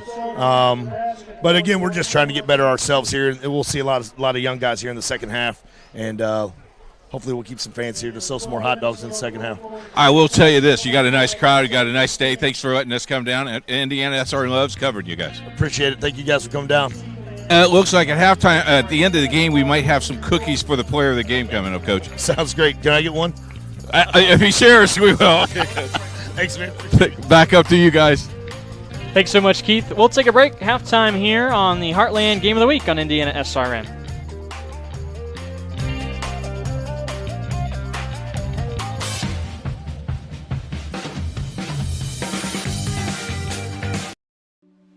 Can't get to a computer? Then we've got you covered.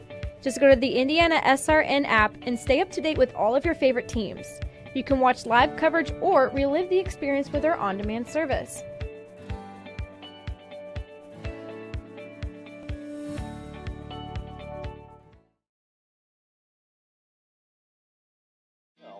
Here we go. It's been recording the whole time. My name is Hannah Hesterman, and I'm a freshman at Defiance College. How's it going? My name is Dwayne Kelly. My name is Derek. My name is Derek Lucas. My name is Danielle Van.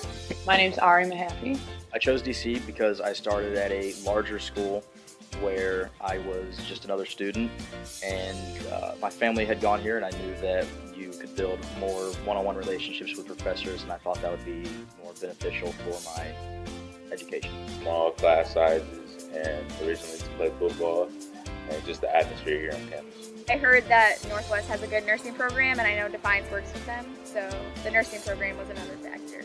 I'm a commuter, and it's not too far from my house. When I came on my visit here, I felt the very close family atmosphere, and I felt like I belonged here right away. Defiance has given me an opportunity to build connections in the education program. The umbrella. I've met a lot of people from different backgrounds, different states. I got to travel a lot. DC has given me the opportunity to play volleyball here, and with being an education major, it gives me the opportunity to get into the classroom right away at elementary schools. I'm on the girls' tennis team, women's tennis team, and we have taken many trips already, and I love meeting new friends. After I graduate, I'm going to look for a job at a school at home and hopefully become a special education teacher and eventually a principal. I want to try to get a nursing job here. In a perfect world, I'll be in law school, and then as a career, I would like to become a professional sports agent. After graduation, I will probably stay here or go somewhere else to get my master's. I plan on being an early childhood education teacher somewhere in this area. My favorite thing about DC is how friendly people are here. Cheap little turtle. The opportunities on campus to have fun. The small community, and everyone knows everyone, and everyone's very friendly around here. It's nice to get to know everybody and have a lot of friends on campus. I don't know what to say to you.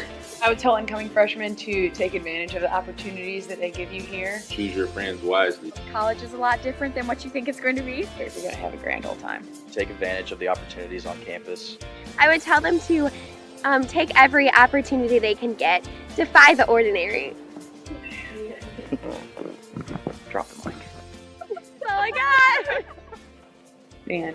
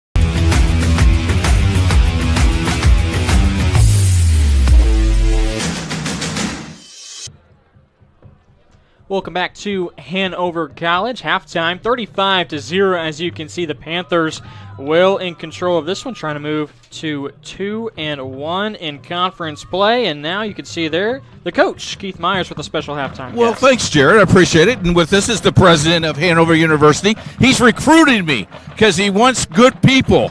That's a good word. You got good people in this campus. Absolutely. We have great students. We have a great faculty and staff, great athletics and coaches, so great place to be all the time. You've been here 6 years. This is your 7th. What makes Hanover so special? It's one of the most beautiful campuses in the country on a bluff overlooking the Ohio River, plus great students for our undergraduate programs as well as our new doctoral program in physical therapy. Great faculty and staff committed to students. It's a great place for anyone looking for a great education in Indiana. And with the athletic facilities that you have, state of the art for a Division III school, pretty elite. We're so proud of the athletic program here. It's one of the main reasons that a lot of students come here is to be part of Panther Athletics, and we want to make sure that they have the best facilities possible. This brand new field turf, a great track, so we're excited for these additions, plus a great indoor athletic facility in our Horner Center. Talk a little bit about when the presidents all got together and say, okay, this IndianaSRN is going to bring college football to their airwaves and help us with our sports program. You were right in it. What's the enthusiasm of the presidents? We're all really excited. We want more Indiana folks to know about the great athletic programs in our conference. The Heartland Conference has great athletics, wide variety of sports. A lot of Hoosiers playing on our teams who wanted to continue in a sport that they love. And in D3, that's what it's all about. You love it, and that's why you play. And that's why he loves IndianaSRN, and he watched some of these games. It's just a lot of fun to be with you. Thank you so much for inviting us. And we got a couple more guests, and thanks so much for joining us. Great, thank you. Thank you. I hope you come back. We'll be back. We'll be back after this.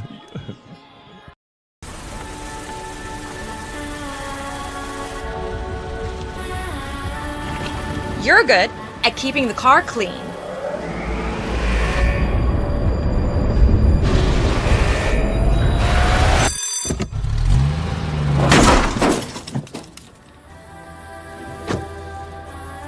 We're good at your insurance. Start with Indiana Farm Bureau Insurance, online, over the phone, or in person, and stop knocking on wood. So I stopped in at Chick-fil-A for lunch and saw Officer Wilson come in. I decided to place a dine-in mobile order and have a cookie delivered to him just to show appreciation for his service for our community. A few minutes later, I noticed that Officer Wilson had gotten up and left, and I knew he hadn't gotten his cookie yet. I'm headed to my car. I turn around and I see Allie, and she's running after me. Mr. Police Officer, Mr. Police Officer. Usually when someone yells officer, officer, they want to ask me about a ticket they got. I absolutely wanted the cookie. This cookie is delicious. This Hitch joining us now is Chris Hitchcock. He is not only the assistant basketball coach, but he's got many hats during football games. Yeah, I'm here as a director of recruiting at Hanover and also assistant women's basketball coach. But all of the coaches here pitch in and try to make sure we have a great athletic atmosphere for our student athletes. I like the idea that he's recruiting because I tell you what, he's got a lot of recruits in the stands and around the campus today. We met a lot of kids from Park Tudor and those surrounding schools in Indianapolis where we reached doing our football games, so you got to love those kids coming down. Well, absolutely. First of all, as you heard President Lambert say, it's a beautiful campus, and we recruit from the Indianapolis to Louisville to Cincinnati and beyond, and I think there's just a lot of vibe and a beautiful campus with great outcomes here for students. It's something, if you haven't had a chance to make the campus, I highly recommend you do, and check out what we have to offer. Why don't you just do a plug and tell them your email address and how they can get a hold of you, and then we'll talk about the next question. Absolutely. So Hitchcock, HITCHCOCK, at hanover.edu. You can email admissions@hanover.edu. Love to talk to you if you don't schedule a visit. And I love it because he does so much with the missions. Now let's talk about the real sport. Indiana is famous for basketball, but football's pretty good. How's the basketball program going to look? Well, we're very young. We have a large roster, very talented. We're excited. We've been 2 practices in, so to tell you everything way too soon, but future's bright for the women's basketball program and really all of our athletics at Hanover. We've been very successful here and also with great resources and facilities. Jerry, you'll like this when the SID told me assistant basketball coach is going to come, but he's got practice first, and then he'll come and join you. Thanks for coming for halftime and taking practice a little short for us. Well, obviously, as you know, basketball rules here in Indiana, I think, but the opportunity to be with our student athletes on a Saturday and not worry about class, so we take advantage of that anytime we can. Talk about the relationship with IndianaSRN and the Heartland Conference. What does that look like to you as an admission coordinator, but more importantly as a coach, as we're working to expand our coverage not only for football but the other major sports? Well, I think it exposes all of the great institutions that the Heartland possesses, obviously for Hanover, to see our student athletes perform and then get an idea of where Hanover is and what Hanover is all about. When we come back, we're going to meet a Hall of Famer, a radio voice that's been doing this as old as Jarrett. Jarrett's 28. This guy's been doing it for 30 years. We'll be back after this timeout. Every person has a story waiting to be told. Mr. Jack comes in every Monday. Yeah, that's right. One day I noticed his hat said he was a Korean War veteran. I asked him if he'd ever been to the Korean War Memorial. No, I never had a chance to go. That was the day I knew we had to do whatever it took to get him there. Manny made it happen. I got to go to Washington, D.C. to all the memorials. The World War II Memorial, Naval Memorial, Korean War Memorial. Took all kind of pictures and everything, and it was a good trip, too. I'm glad that I could be a part of Mr. Jack's story.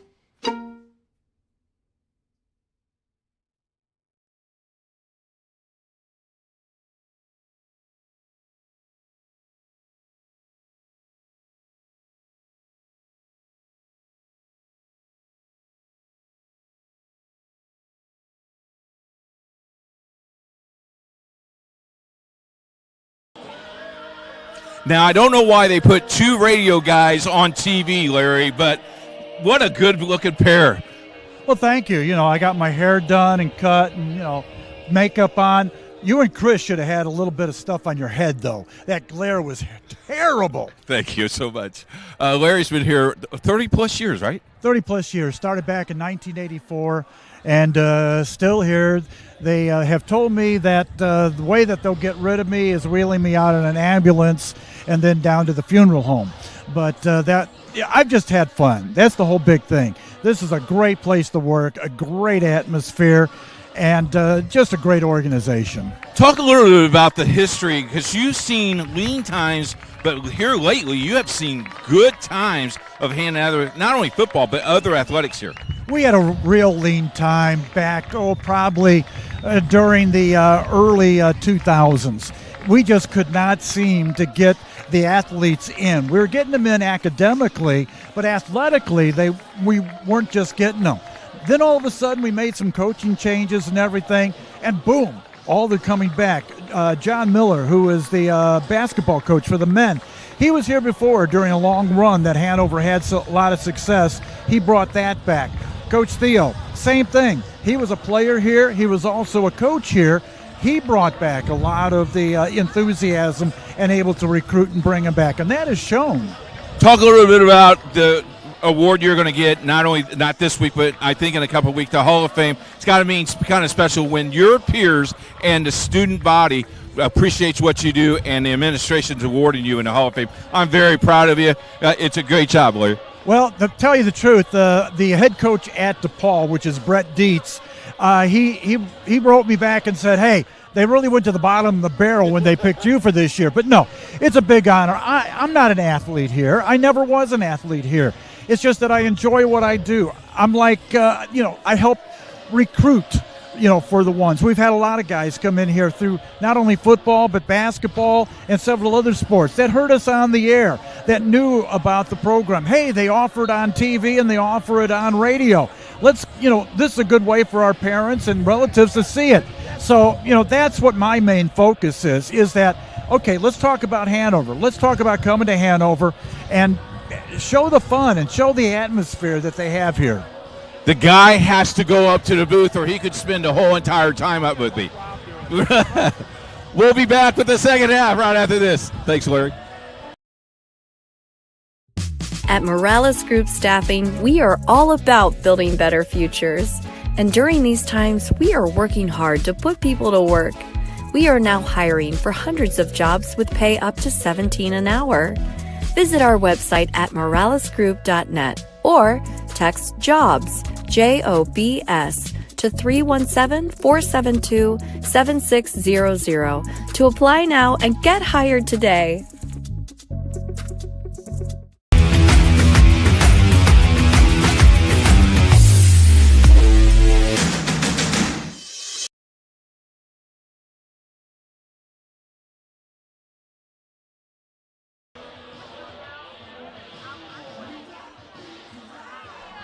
Back at Hanover College, it's the Heartland Game of the Week on IndianaSRN and IHSAA.tv. The Panthers, 35 points on the scoreboard and leaving Defiance scoreless with just 0. Back in the broadcast booth, Jarrett Lewis along with Sean Kroll. It's a pleasure to be here. Our third edition of the Heartland Game of the Week on IndianaSRN, and the Panthers have been the most impressive team we've seen so far. They are just clicking on all cylinders. Offensively, they've just been a juggernaut, and they've got a defensive touchdown as well. They look really strong. Defiance has some things that they've got to shore up.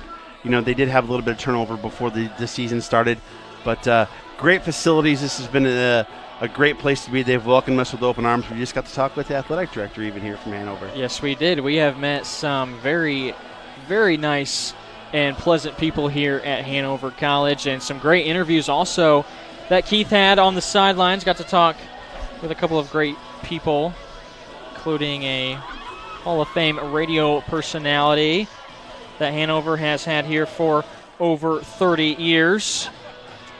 But we still have another half of play left to go. 30 more minutes in this one. And we will most likely see a lot of second and maybe even third teamers play this second half for the Panthers, who had 145 yards rushing, 6.6 yards a carry, and on 16 completions had 174 yards through the air, 319 yards of total offense, and just 43 yards total for Defiance. Hanover has only one less play than Defiance has total yardage. 42 plays for Hanover, 43 yards for the Yellow Jackets. They're averaging just 1.8 yards a play. They get to third downs, and they can't seem to convert. The Hanover defense has been just as good as the offense. Yes, they have. They've been tremendous today. And, you know, while you say that, this isn't actually even the biggest blowout in the league so far. We heard as we went to half in the second quarter, Rose Holman's leading Anderson 61-7 in the first half. So there's some scores we're going to try and update here as we get up. Franklin up 24-0 at halftime against Bluffton. We'll try and effort some other scores too. But we do want to shout out Ashley Birchmeyer and her whole crew here. She's the SID at Hanover. They have been fantastic. They've been so welcoming and giving us everything we've needed. So kudos to them for sure. Absolutely. It has been a great stay here at Hanover so far, and the Panthers are putting on a show with 35 first half points, and they will receive this second half kickoff. It's the first time we will see the kicking unit out on the field for Defiance, as onside kick. Malkovich with the onside kick towards the HC logo in the middle of the field, and it appears that the Yellow Jackets have come away with it. Did it go 10 yards? Well, they kicked off from the 35, so yes. You can touch it after the 45, and the ball right now is marked down at the 47. Wow. I like it. Coach Wilson pulling a little, should I say it? Sean Payton? Oh. Ooh. I didn't see Hank Basket out there, though. Out of nowhere, the Yellow Jackets able to pull off the onside kick to start off this second half. So we will see. It is now Ambrose back in at quarterback for Defiance, but the first play goes nowhere.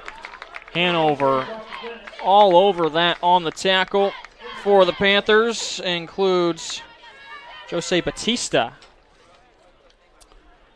Antoine Dennis Jr. on the carry. He had a couple of carries in the first half as well. But, yes, Ambrose is back in. So let him think about it for a little while and come back in the second half and get some things rolling. Again, Tyshawn Freeman got injured back in that first half as this pass sails over the head of Makari Biggums. Freeman only had 4 carries under his belt, had the fumble, and he was injured on the play as well. Well, that's a good thing that pass was overthrown, because if not, Kiefer Askew would still be running, the senior from Warner Robins, Georgia, at cornerback, as he read that route and cut on it, broke on it, and he would have had a pick 6. Ambrose passing just 3 of 7, and he's looking to put it through the air again, and he overshoots everybody. Not on the same page with Jelani Hall. And in the area defensively for Hanover is Brody Luker. New Pal proud. So now another 4th down upcoming, and we'll see another punt from Defiance. That looked like a mix-up because Hall cut to the inside, and I think Ambrose expected him to cut to the outside because that's where he threw the football. But Bolanos, this is going to be his 8th or 9th punt. This will be punt number 7. 7, okay, 7. And he had 8 last week at Manchester. Again, more pressure applied by Hanover, and they nearly get to it. This punt will take a bounce and be stopped at the 19-yard line. So the onside kick goes nowhere for the Yellow Jackets as they go 3 and out yet again. Nice coverage there by Malcolm McNeil. And now for Hanover offensively, Weimer's back out there, and the usual tailbacks, Cohen and Bollinger. We're going with the 2-back set now. From the 19-yard line. We'll start things off with Bollinger and a huge hole towards that left side. He's twisted around right at the line to gain. It'll be enough for a 1st down. It's kind of a pick-your-poison offense now for Defiance defensively because 2 backs back there. Who's going to get it? You got a key on one of them. Linebackers are key here for Defiance in this offensive set for the Panthers. Bollinger now 5 carries for 35 yards. Had the touchdown score early on in the second quarter from 3 yards out. Weimer's first pass of the second half is complete to Frank, who has another 1st down. 2 plays on this drive and 2 first downs picked up for the Panthers. Wide open over the middle. Again, 6'4", from Louisville, Kentucky, Country Day High School.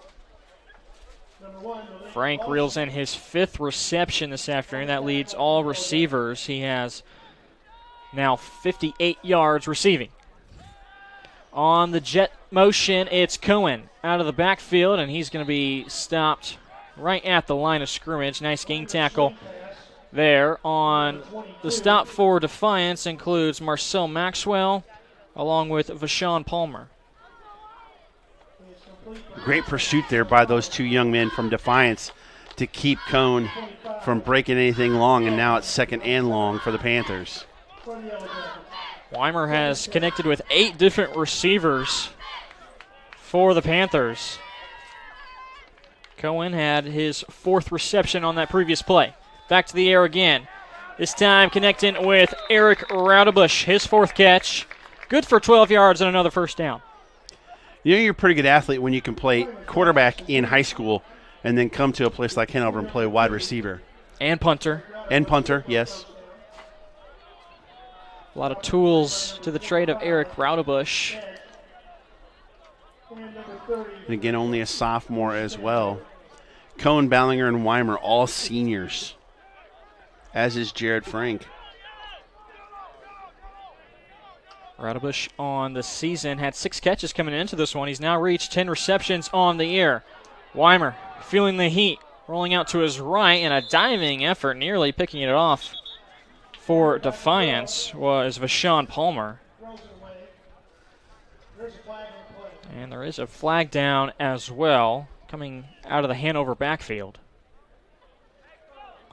It's usually a hold, yeah. That is going to be the call. A couple of penalties back in that first half. Also saw a little bit of chippiness between the 2 teams, but that has since died down. Yeah, they settled it down in the second quarter, which was good to see. You like to play with sportsmanship. As now it's 1st and 20 for Hanover. They go back into their own territory, do the Panthers. Bollinger sit in motion, and they swing it out to him left side with the receivers blocking up front. Picking up 4 yards on the play. Another great block by Eads there outside to let Bollinger get some more yards on that. Not quite enough. It's second down and about 16. So they'll go to a 4-receiver set here. And with that pass, Weimer has now gone over 200 yards passing. 17 of 21. Looking to pass again on 2nd and 15 down the near sideline. That time going after Jared Frank, but he overshoots him. Needed to lead him a little bit more. Cut too much toward the sideline. Couldn't let Frank go up and get it. Another score update for you. Franklin extends their lead. It's now 38-0 on top of Bluffton. So a lot of blowouts happening across the Heartland Conference. Rose putting up a 60-burger so far against Anderson. In the first half, yeah. In the first half, let alone. 35 points is the difference here. And now 38-0 the score between Franklin and Bluffton. The other game happening is Mount St. Joseph and Manchester. We'll try to get a score update for you soon on that ball game. Jumping off sides was Defiance, so now it goes from 3rd and 16 to 3rd and 11.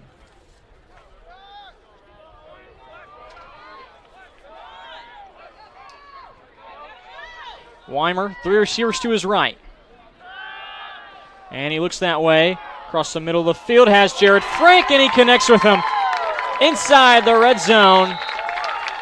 Down to about the 12-yard line, and on 3rd and 11, Weimer hooks up with Frank for the 6th time this afternoon. Malik Lawson just gave him too much room, tried to get him to steer him to the outside, and Frank cut to the inside and was wide open. Frank has now reached 100 yards receiving. And a quick hitter is quickly halted by Defiance. Cohen reeling in the catch.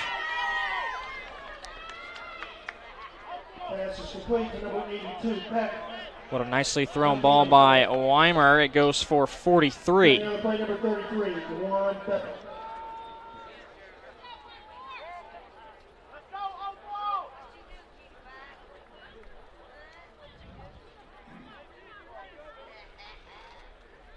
Weimer back in the pistol.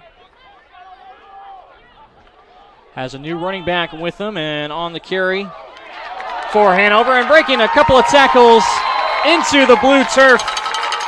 Touchdown run for Austin Opal, the freshman from Brandenburg, Kentucky. Great job avoiding the rush there. Hit the line, cut left, cut right, into the end zone.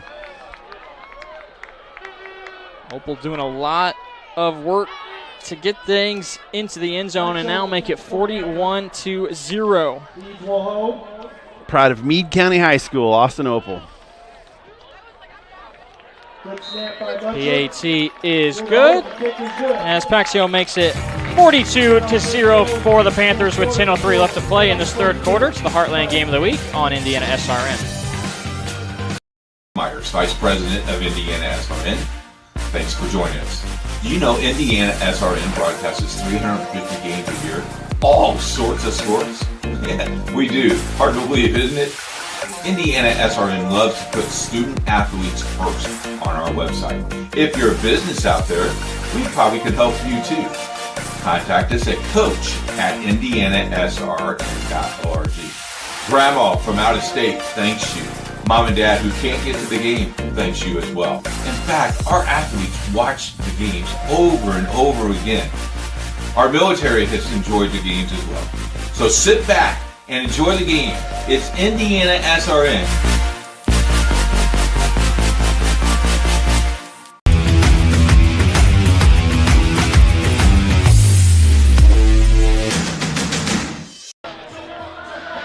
Back at Alumni Stadium on the campus of Hanover College, Jarrett Lewis along with Sean Kroll on IndianaSRN. It's the Heartland Game of the Week. Thank you so much for tuning in.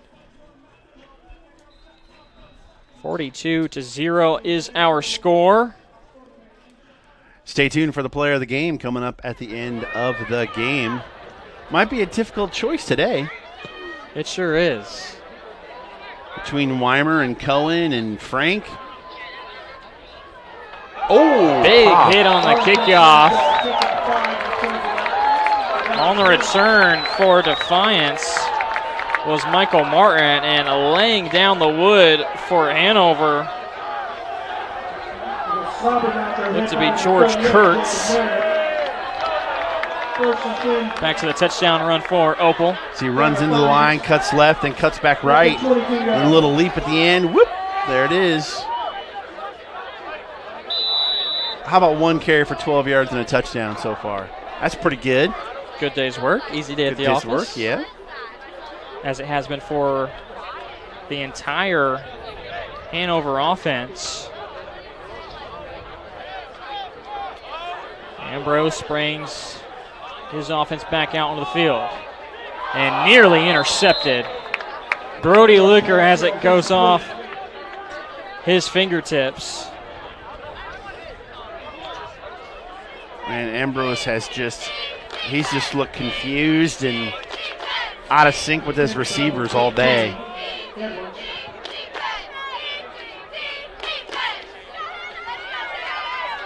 Through the air, Ambrose is just 3 of 8. Now 3 of 9 after that incompletion.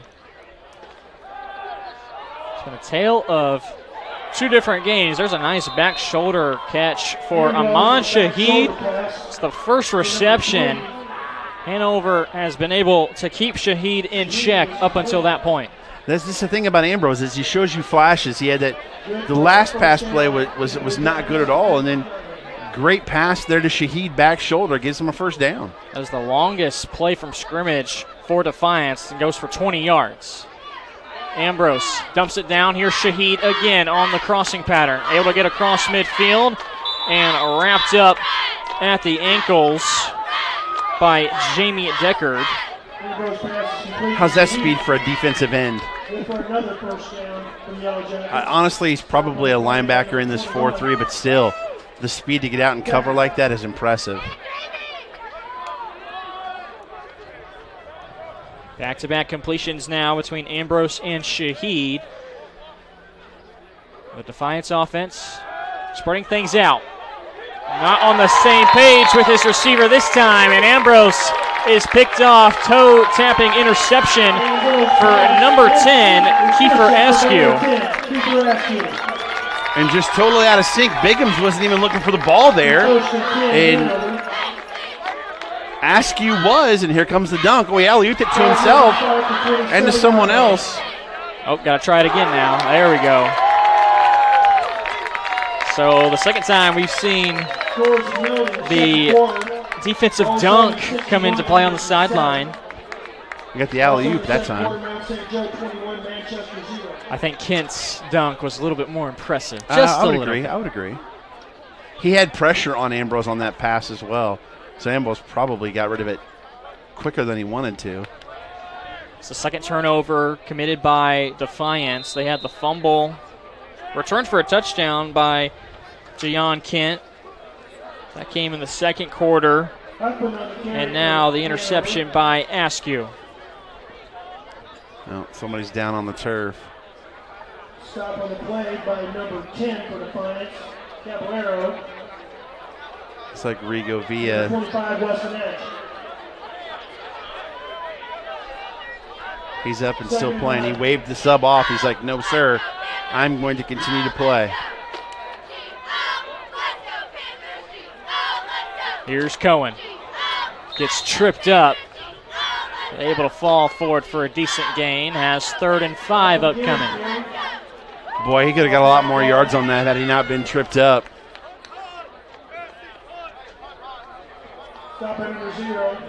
And Hanover also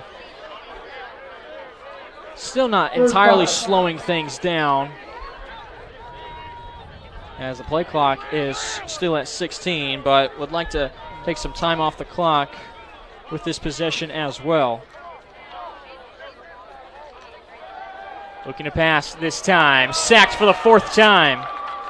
Well, Villa, just after he needed a breather, got through, busted through, and got the sack. Villa is a lot to handle, the 6-foot senior. It's his 3rd sack on the season. Pushes Hanover back. They'll send the punting group back out there.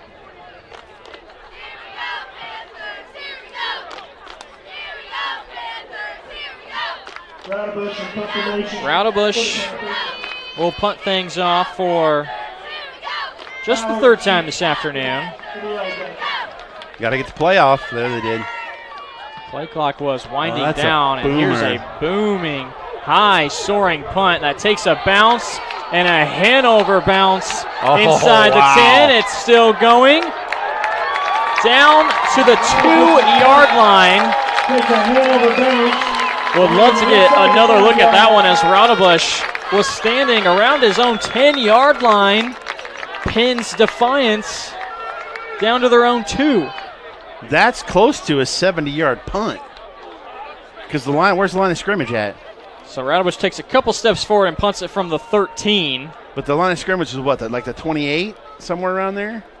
25? It's a 75-yard punt to Raudebusch. 75-yard punt. 75-yard punt. Is the call for Raudebusch, the do-it-all player, sophomore from New Pal. We've called his name a lot this afternoon. He has made a difference in this one. A fumble. And Hanover says they have it. Fumble on the play. And they do. And they do. Recovered by the Panthers. On the recovery for the Panthers is Jaleem Santos. Freshman from Warner Robins, Georgia, Houston County High School, and just like that, it's 1st and goal. The very first play with the end zone to your back, and Defiance gives it away again. That's their 3rd turnover, the 2nd time that they have fumbled. Santos. Oh, my goodness. Now, yeah, Santos gets the dunk too. Colton Richards in at quarterback now for Hanover. Santos, couple steps in, and the windmill slam. Nice exclamation point for that play. New quarterback in for the Panthers. Opal is the tailback, only comes away with 1 yard. As now in at the quarterback spot is Colton Richards. Hands off to number 5, Austin Opal. Stop on the play by number 2, Coltrane, and number 66, England. Keep calling Coltrane's name on the tackle there because he's a beast. Looks like Blake Huffman's in now.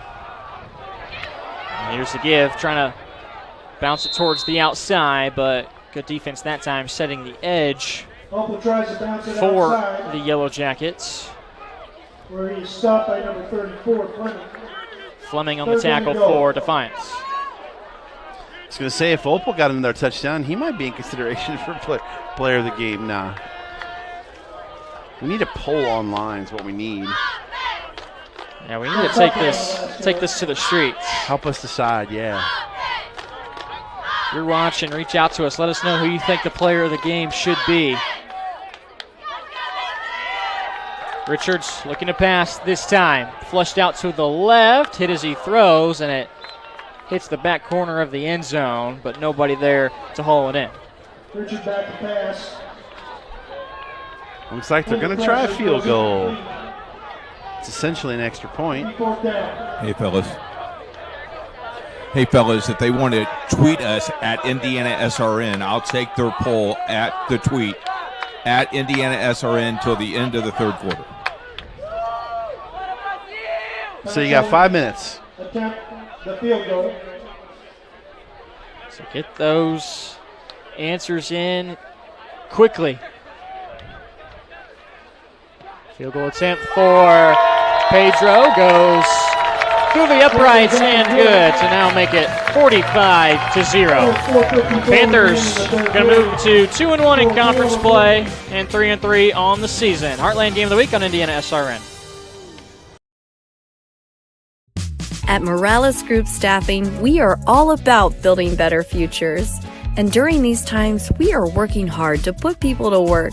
We are now hiring for hundreds of jobs with pay up to $17 an hour. Visit our website at moralesgroup.net or text JOBS, JOBS, to 317-472-7600 to apply now and get hired today.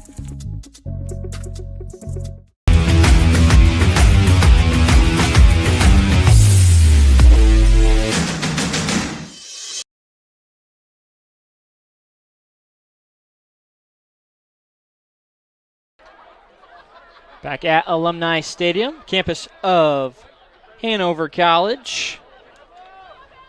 Good field goal by Pedro Paxeo makes it 45-0, and now Vanisdal is on to kick things off from the 35 for the Panthers.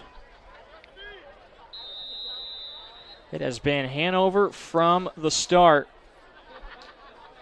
Their very first drive went 12 plays and it ended in a 10-yard touchdown reception for Eric Raudebush. But we've also seen touchdowns from 5 different players after that, including a defensive touchdown. Cohen had a rushing touchdown, and then Kent had the defensive score. Bollinger a 3-yard run, and Frank a 10-yard reception. Those were the scores in the first half. And now in this third quarter, Opal was able to get things into the end zone from 11 yards out, and then the field goal that just went through for Pedro. Martin on the return there for Defiance. Decent field position.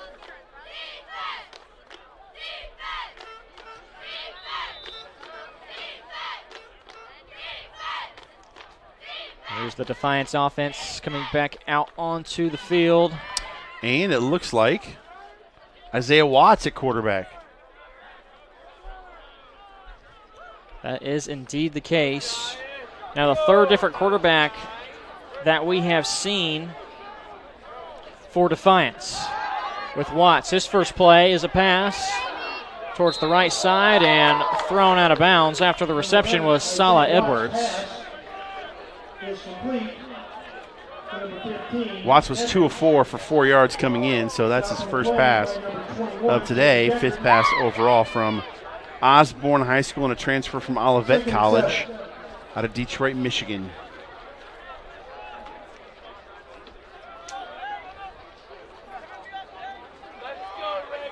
Second and 7 now. Defiance with it at the 35. Watts will keep it all the way.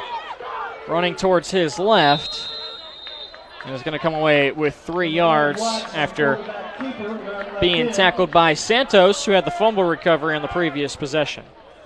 Stop by number 55. Jamie Deckard was there as well. Santos. He's been all over the field today. This front 7 of Hanover has been impressive.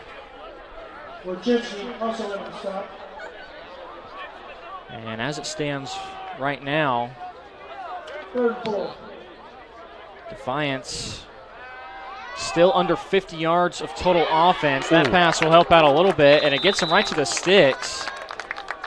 And if that's a first down, which it is, it's only the second first down of this entire game for Defiance.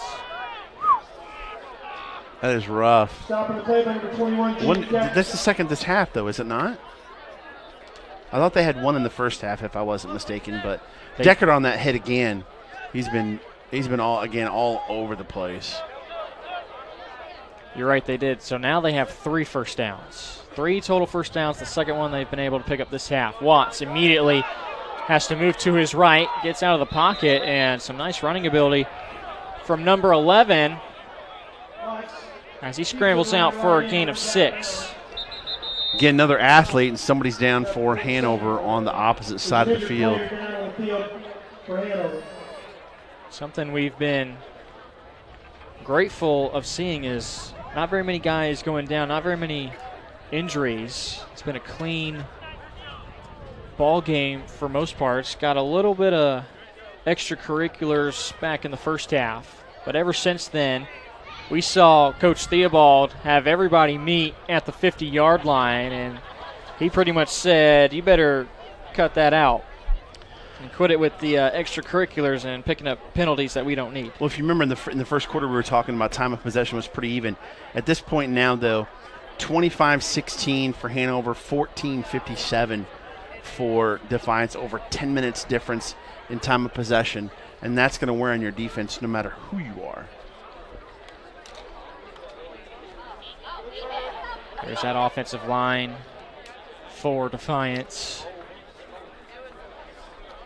It's been a tough front line defensively to handle from Hanover. And they've only given up 39 yards rushing.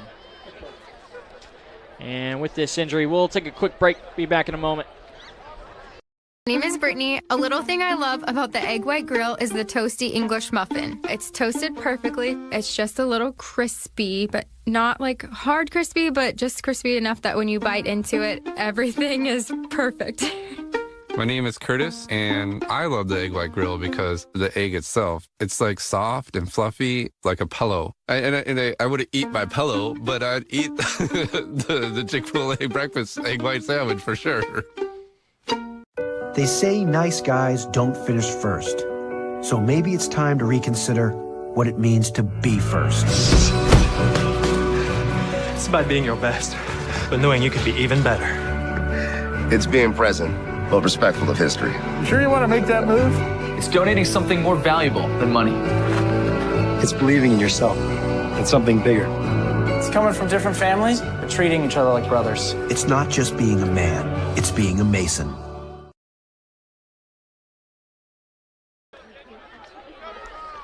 Injured player for Hanover was Cheyenne Kent, but he is up and walking to the sideline under his own power. Now upcoming is 2nd down and 5 for the Yellow Jackets. 2 minutes and 50 seconds left to tweet us at IndianaSRN your vote for player of the game. Also, don't forget at the end of the third quarter, Keith's Kitchen, where he ranks the concession stand of every field we go to.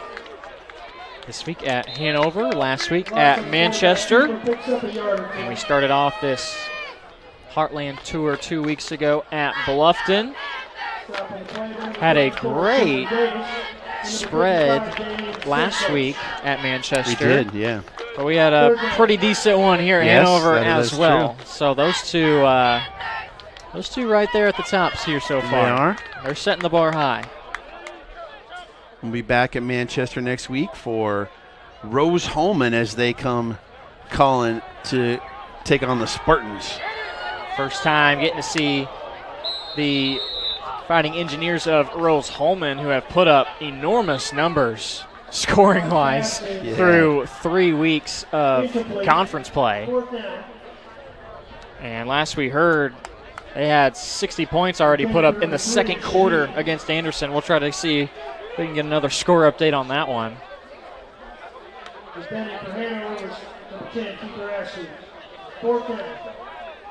Mount St. Joseph up 28-0 now on Manchester.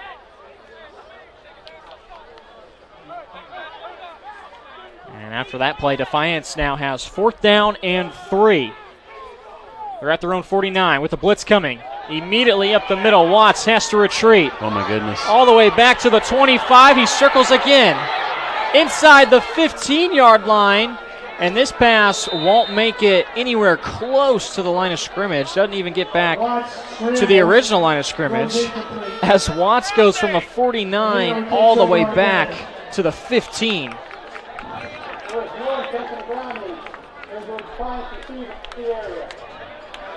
Update from Division I, Michigan State 20, Indiana 15.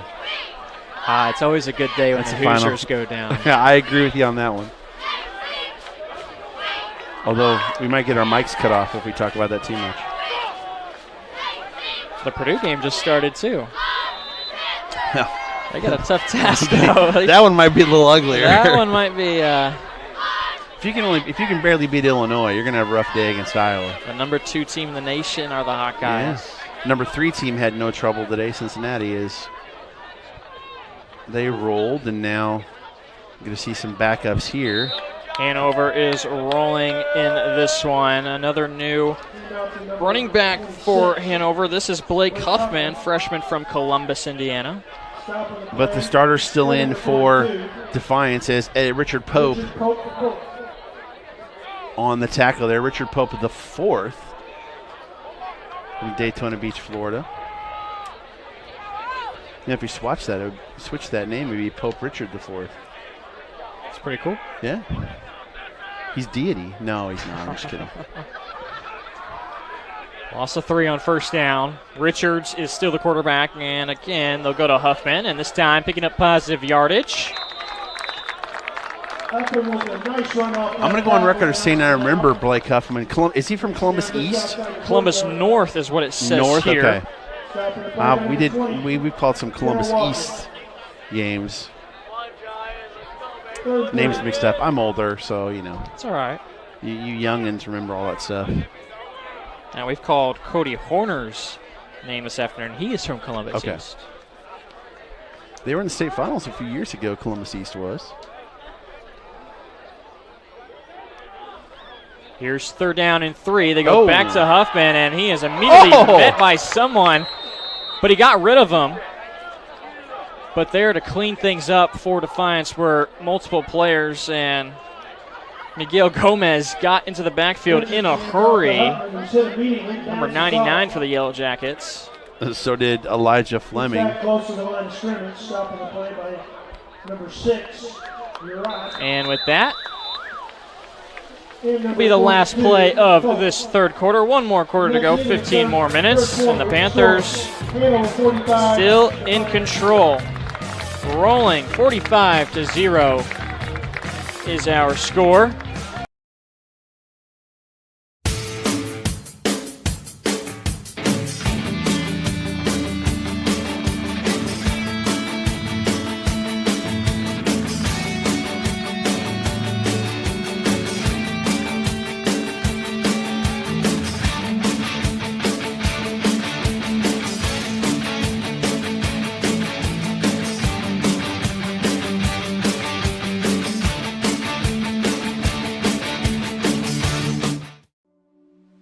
Can't get to a computer? Then we've got you covered.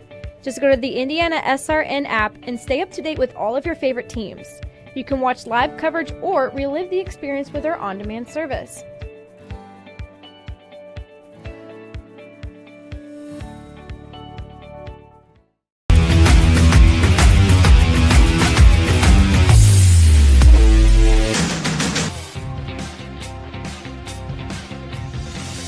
Out of the quarter break, entering the fourth quarter now, with the Panthers on top 45-0 and driving. Alongside Sean Kroll, Jarrett Lewis here on IndianaSRN and IHSAA.TV. First pass of this fourth quarter is complete as Richards is able to connect with his target, Mason Williams.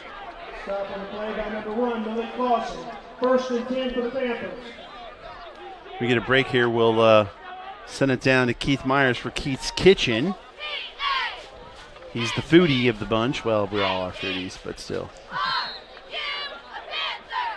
There's nothing quite like concession stand food on a Saturday during football. Oh, and we love coming to these places because we get to try a lot of different places in town after games, things like that. So it's a lot of fun for us.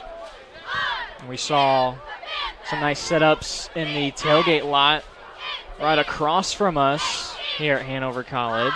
Disappointed they didn't recognize the SRN logos and offer us any food. We got to work on that. We got to up our game, yep. Back to the ground game and trying to get away from Defiance. That time was Huffman, and giving him a lot of fits was Richard Pope the fourth. Still busting their tail. Huffman losing 2 yards after that run.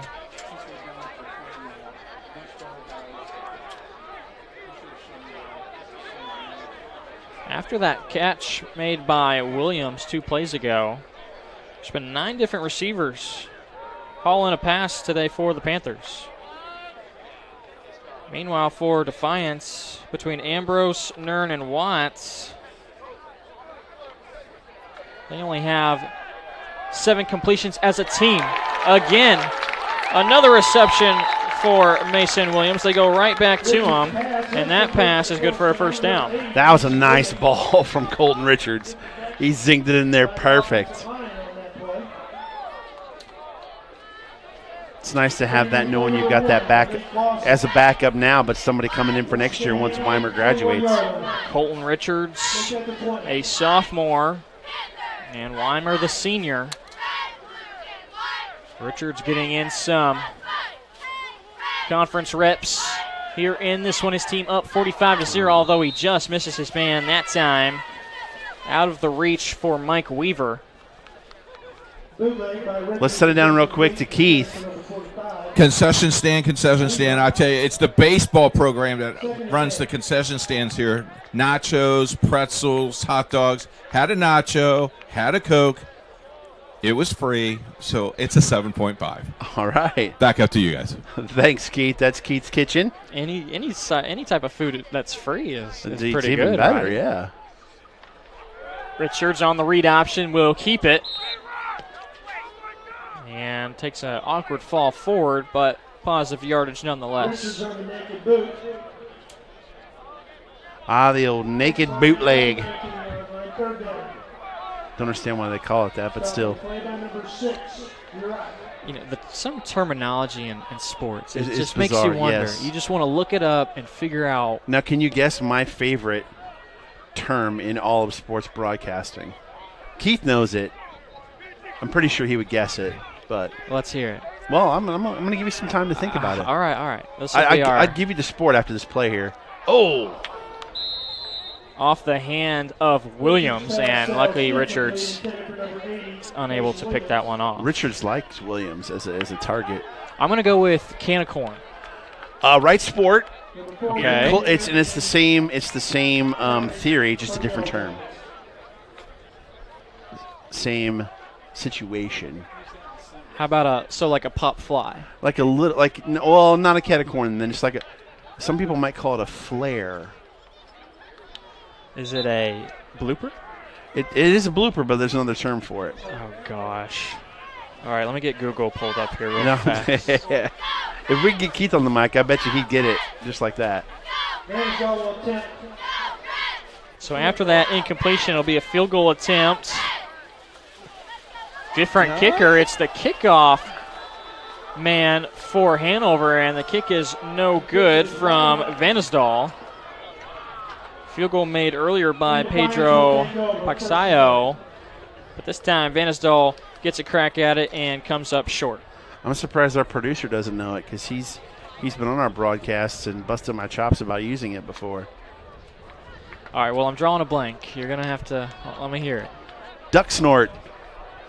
Duck snort. Yes. Excuse me? That's a term for a little flare, like you serve it right over your right-handed hitter. You get beat on the inside part of the plate, and you just fight it off, and it's right over the first baseman's head. It's a duck snort. Can I be honest? You never heard of it? Never heard of You're it. 21. What do you mean? Come on. Yeah, hey, Keith called me 28 earlier, by the way. Let's subtract that by 7. I would take that. He said I was 28 during the interviews at halftime. Oh! Watts gets away from pressure and is able to set his feet and make a throw. Flag comes in. Could be pass interference called against Hanover. Falling backwards and trying to make the catch was Jelani Hall. 2 flags on the play. You got 2 flags down. Haven't had very many flags in this second half. Had some things to clean up back in the first half, but do we have Keith again available? I see him. He's walking on the Hanover sideline. Is his mic turned on? I am. Keith, what is my favorite baseball term to use? Duck snort. See, I told you. He was listening. No. I know because I've worked 12 years with him. That's all he does is duck snorts. I don't like to use flare. How could I have never heard of that? Well, it's because you mostly hear Joe Buck, and he's not going to use a term like that. Yeah. Oh, man. Talk about great No, we won't get into that. Meanwhile, there's a flag on the play. So both of these penalties are against the defense. First off, we see roughing the passer, and then we have the pass interference. They're both 15-yard penalties, if I'm not mistaken. But that's what it sounded like from the head official. So that'll move the ball up to the 35 for Defiance.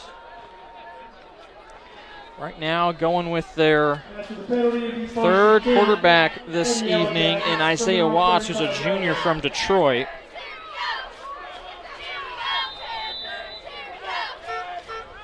You know, favorite football terminology, decleaters up there, but probably,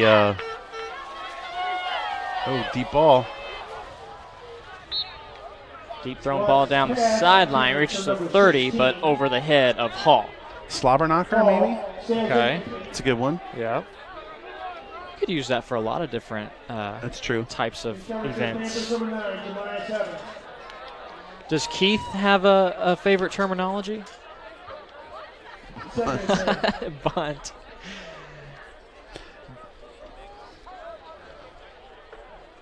Small ball is the go-to for Coach. Don't forget, next week we will be back at Manchester as they host Rose-Hulman. First time we see Rose in the game of the week this year. Sack on the play for the Panthers. Back there, Latavion Thompson in on the sack. So we were at Manchester last week. They were able to defeat these Yellow Jackets 22-0. Right now, Manchester, Rose-Hulman, and Mount St. Joseph have undefeated 2-0 records in conference play. It appears that Rose-Hulman will go to 3-0, and Mount St. Joseph as well. Hitch route is hauled in on the far side, and WWE. Well enough for a first down, 15 yards. He's trying for an RKO there, not really sure what was going on. Watts got it out to Devin Brown, number 21. That's his first catch.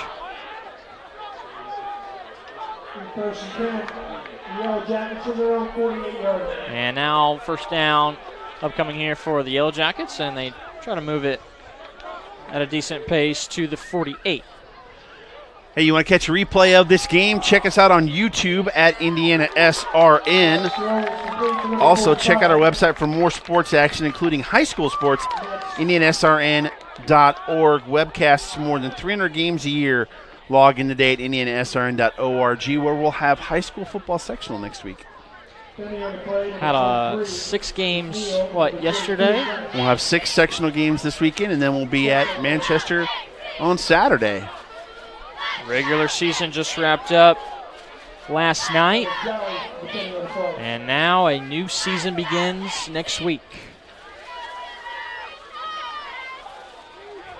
Another pass from Watts, and he gets it off before taking a big shot, and he is slow to get up as the catch is hauled in for a first down. Sala Edwards. I like what I've seen from Watts. He's been really on target with his throws. Given his defense a rest, I'm sure they're loving this as well. Edwards has his third catch. And we do, there's the second team for the defensive unit for Hanover. Watts, another quick hitter, and running the out route towards that sideline was Devin Brown. Watts pass, intended for number 21. Brown sails incomplete.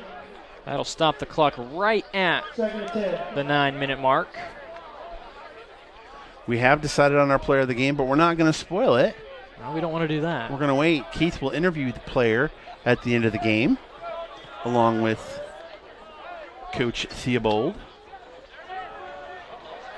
Watts again having to make things happen with his legs, and does get this completion to Edwards. It was about a yard. It was still a 15-yard pass, but it only ends up gaining 1 yard. Hey, positive yardage, right? David Wall. again, many thanks to the crew here at Hanover College. Ashley Birchmeyer, the SID. It's a fantastic job.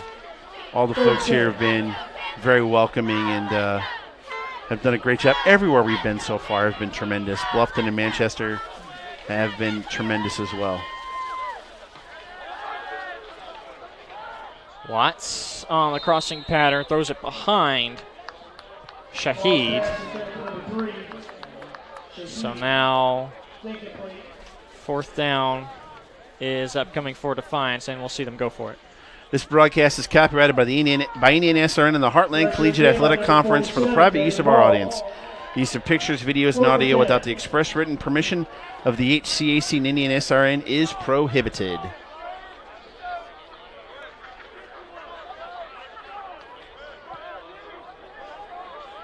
Watts will have 2 receivers both sides. From the 41 on 4th down, he airs it out down the sideline. A jump ball up for Shahid, and it's batted away.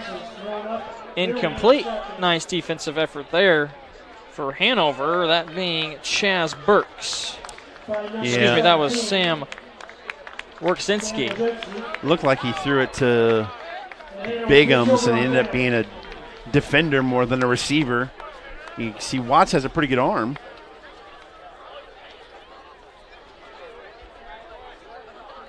Now Richards has his second team offense out there. Opal to his right after the Panthers take over on downs. Richards from West Palm Beach, Florida.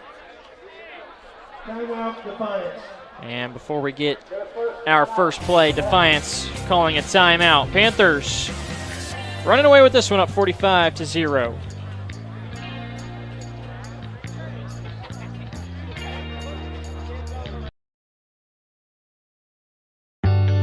From warehousing to transportation and everything in between, Piper Logistics does it all. Centrally located, Piper Logistics has 2 warehouses in Indianapolis and a warehouse in Cincinnati, Ohio. Piper Logistics houses over 1 million square feet. Along with our transportation department, we can provide service to half the United States markets.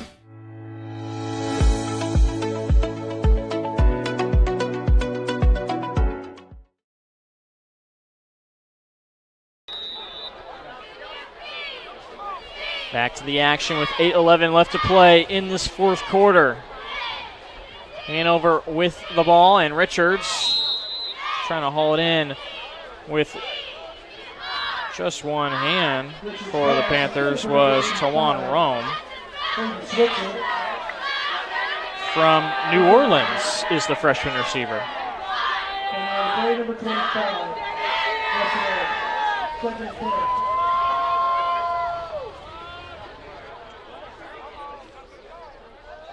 Richards, 1 of 4 through the air, has 3 receivers to his left.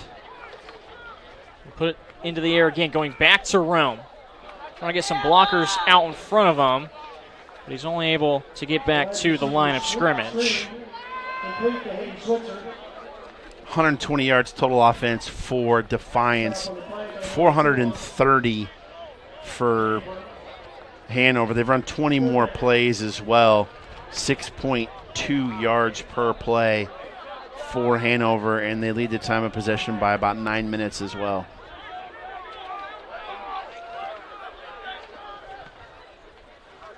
So Hayden Switzer with back-to-back receptions for the Panthers, and now it's still 3rd down and 10, overshooting his man, going back to Switzer. Check that. That's number 25. That'd be Max Kopis. It's a nice ball, though. He's got some zing on that. He fires it through there just a little bit too high.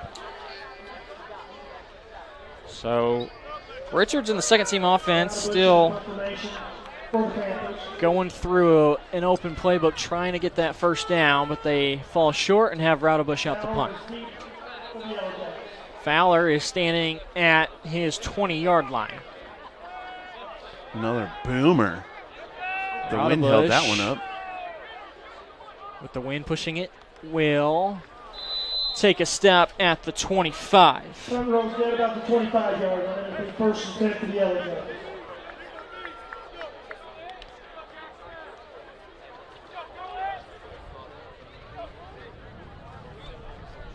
Up next for Hanover, they will be back on the road again at the home of the Beavers, Bluffton University.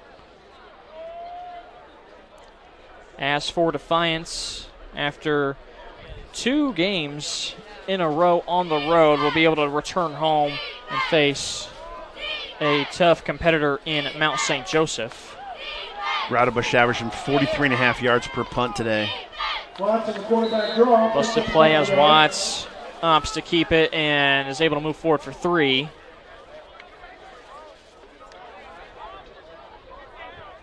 Stop on the play by number 38, Jacob Meredith.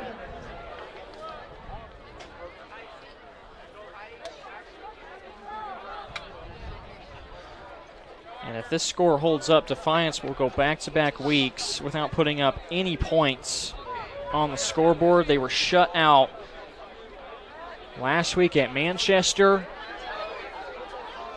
5 field goals and a pick 6 for the Spartans. Had their 22 points on the board. Watts again extends the play and is close to a first down, but will be about 2 yards short. And like you said, it doesn't get any easier next week when they host Mount St. Joseph and then Franklin back-to-back. Both very good squads. Then they're at Anderson, November 6th, then close out with their rival, Bluffton, but it's in Defiance. That will be quite a game.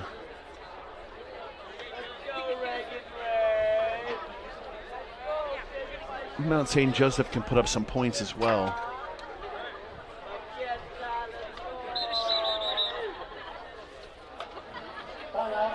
Get a whistle on the field, and looks like it's going to be a timeout called by the Yellow Jackets. So we'll take 1, 2, 5:46 left to go in this one from Hanover.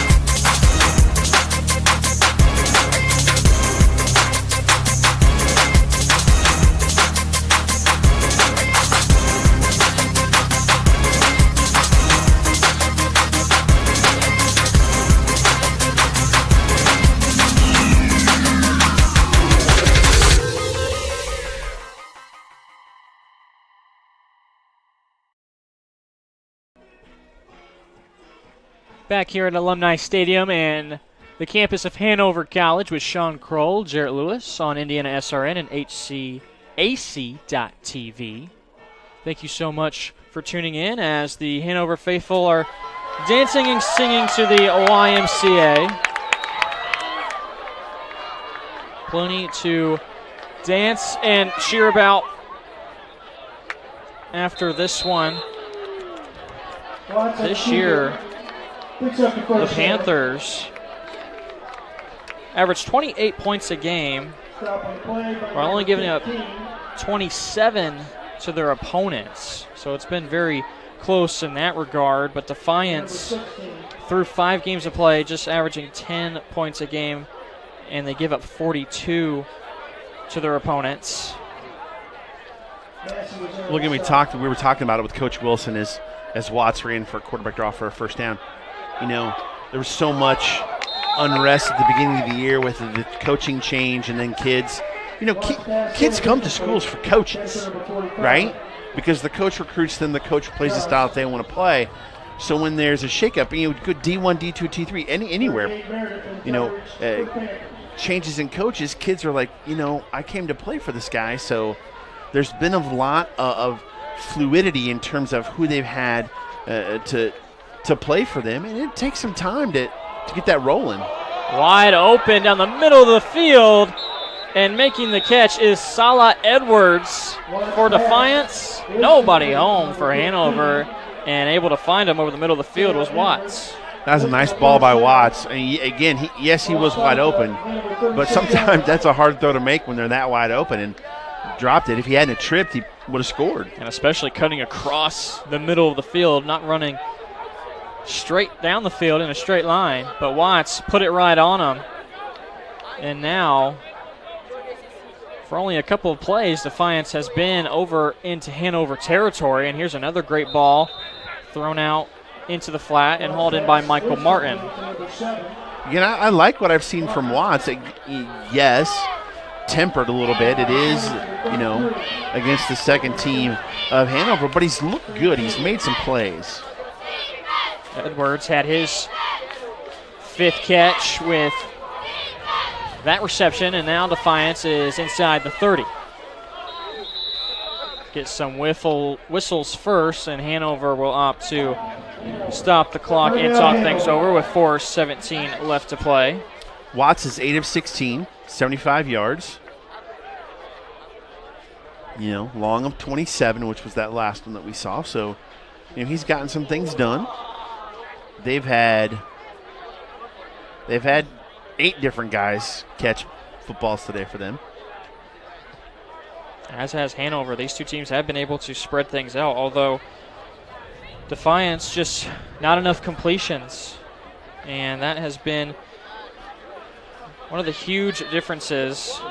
They lose Freeman back in that first half. That's kind of something we haven't mentioned in a while and nearly forgot about. Was Freeman was their go-to guy, and he's at nearly 300 pounds as the running back, but he is just a bowling ball of a tailback. But losing him in that second quarter was a real killer for the Defiance offense. 4.3 yards per carry in this game before he got hurt. They have had to put the ball through the air a lot more than maybe what they typically do. And now they will run the football this time for Defiance. On the carry for them was Max Julian from West Palm Beach, Florida. A lot of Florida kids in this game. There sure are for Defiance. A lot of kids from that southern part of the country, Florida, Georgia. Mm-hmm.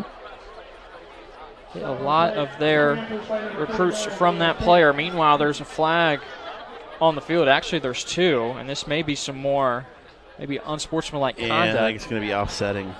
There are 2 penalties after the play. Unsportsmanlike conduct. 15. Unsportsmanlike conduct. Number 20. So, offsetting penalties with personal foul calls after the play. Well, if it says anything, Freeman is still their leading rusher on the game with 4 carries. I take that back. Well, I guess Watts has beaten him by 1 yard. Watts has 6 carries for 18 yards and Freeman 4 for 17. So that's something that, and if Freeman's out for any extended period of time, and, Defiance is really going to have to kind of rethink what they want to do offensively. But I think they like what they've seen from Watts so far. Watts has come in and done some good things, although that pass is well short. They're trying to set up a screen. Yeah, trying to hit Jaden Scott. Coach Matt Theobald for Hanover will get his 28th conference win, and that'll make his record 28-10 when playing IHSAA opponents. In his 6th year, his record will improve to 31-19, 50 games under his belt coaching at Hanover. Watts fakes the give, will keep it himself, and he'll go backwards.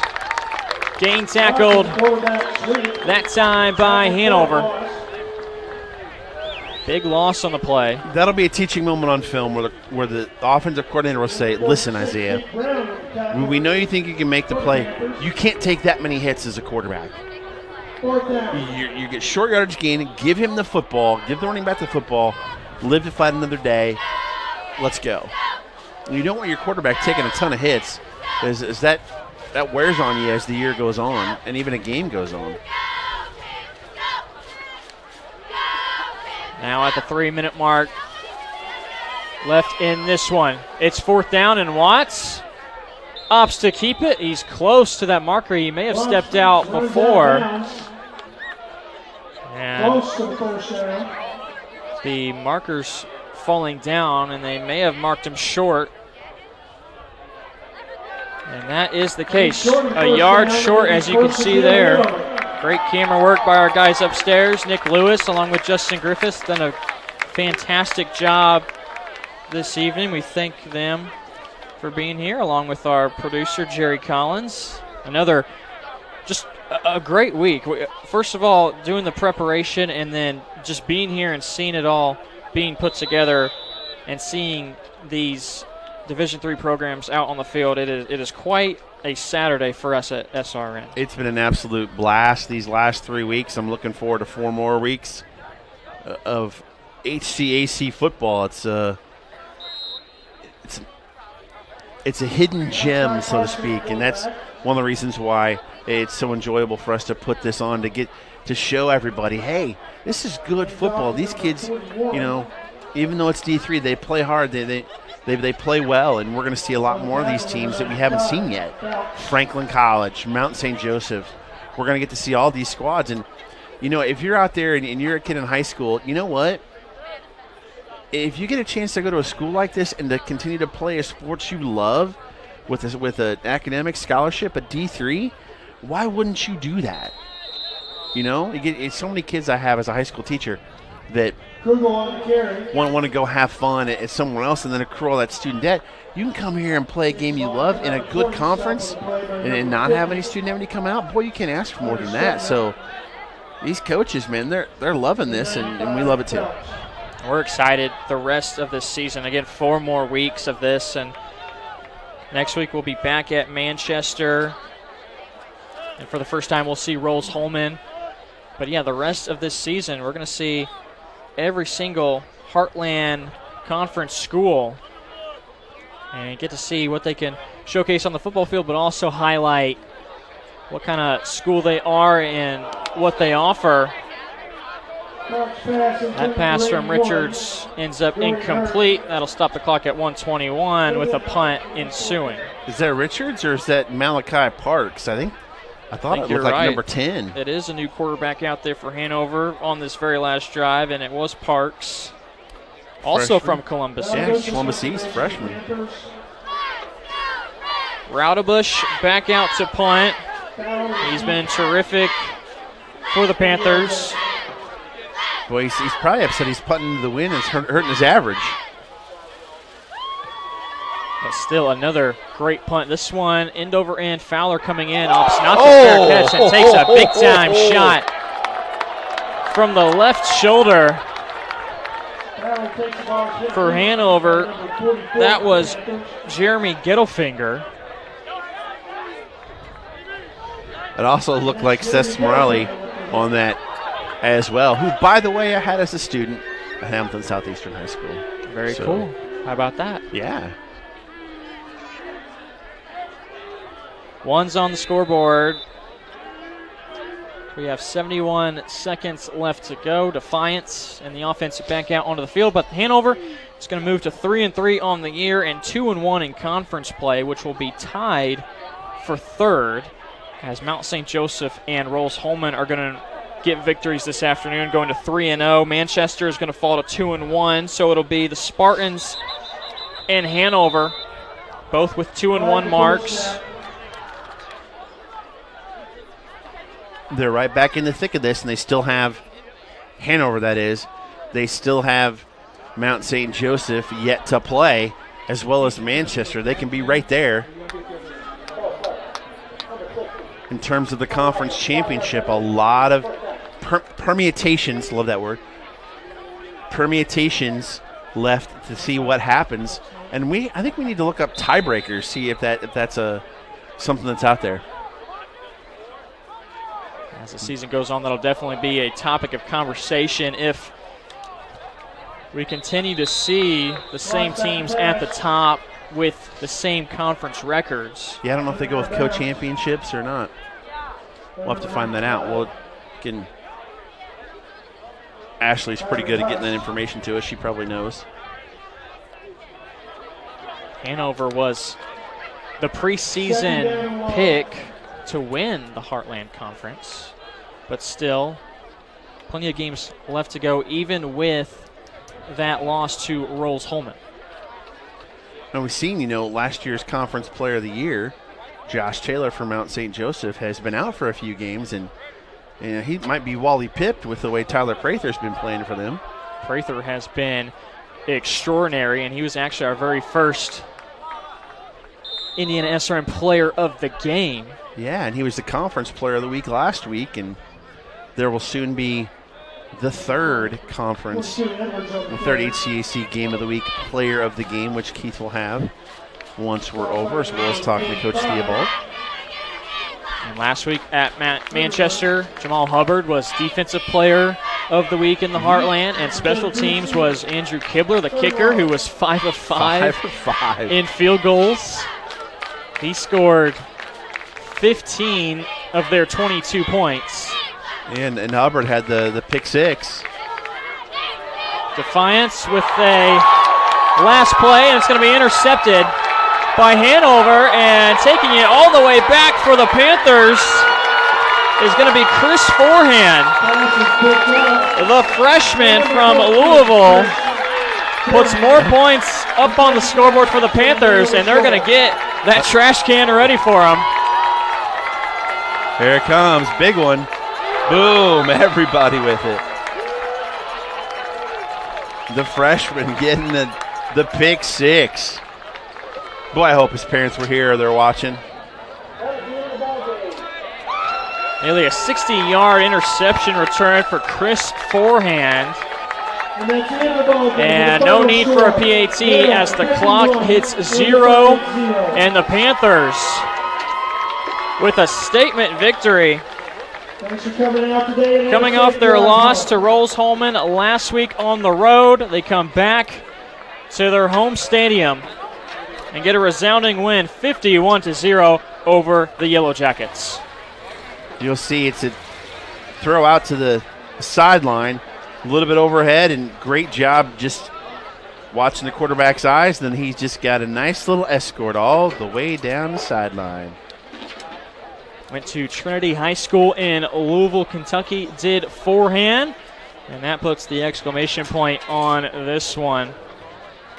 Hanover now 3-3 on the season, 2-1 in conference play. They will look to Bluffton next week and try to keep themselves in the top of this conference, keep themselves within Rolls-Holman, within Mount St. Joseph, and it appears early on that these three teams are going to be in the thick of it come towards the end of conference play. Yeah, Hanover's got a shot. The next two games, if they play as well as they played today at Bluffton and against Manchester, they can continue this wave and ride it out. And then you got at Mount St. Joseph, the big game November 6th.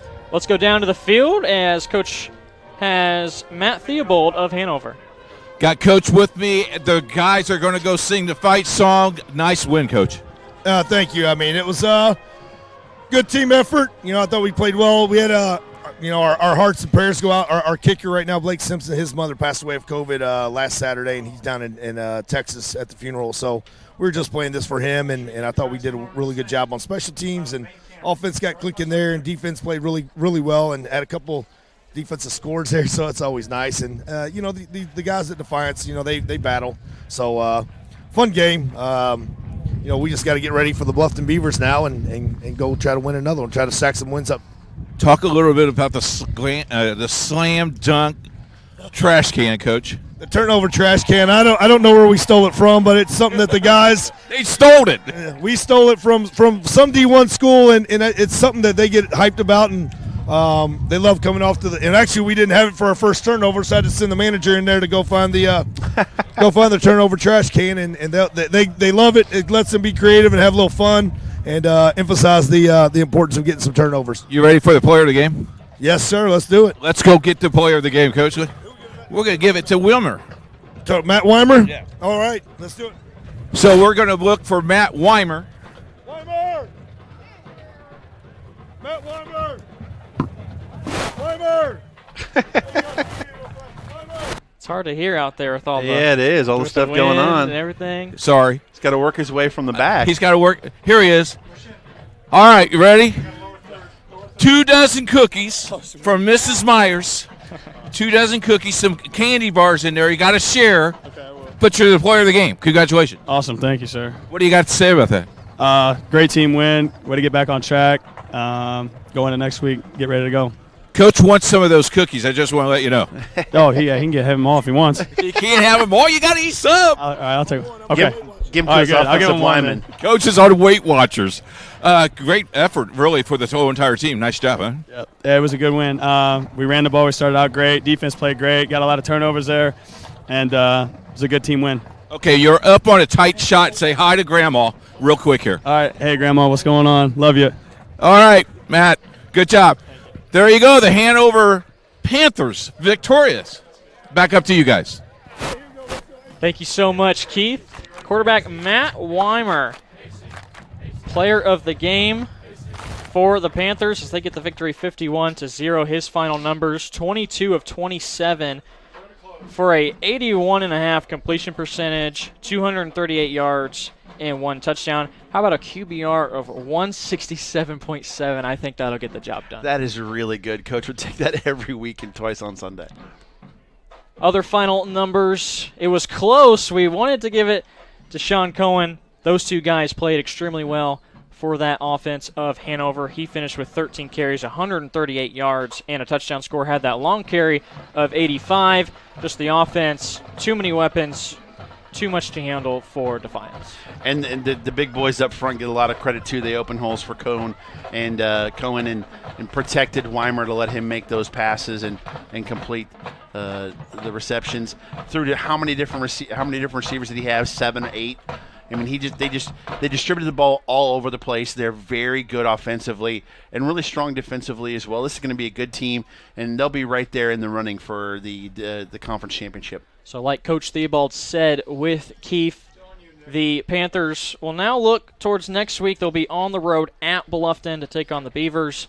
And as for Defiance, they'll be able to go back home and allow Mount St. Joseph to enter into their football field for that home game for the Yellow Jackets. For us, next week we'll be back at Manchester. It'll be the 4th edition of the Heartland Game of the Week on IndianaSRN. The Spartans are set to host a really good and solid Rolls-Holman team. Very excited for that one. Your initial thoughts about that game next week, Sean? Manchester's got a really good defense, and Rolls-Holman's got a really good offense. So, it's the immovable force against the what they always say in the wrestling, the irresistible force and the immovable object going against each other. So I'm really excited to see that offense go against Manchester's defense.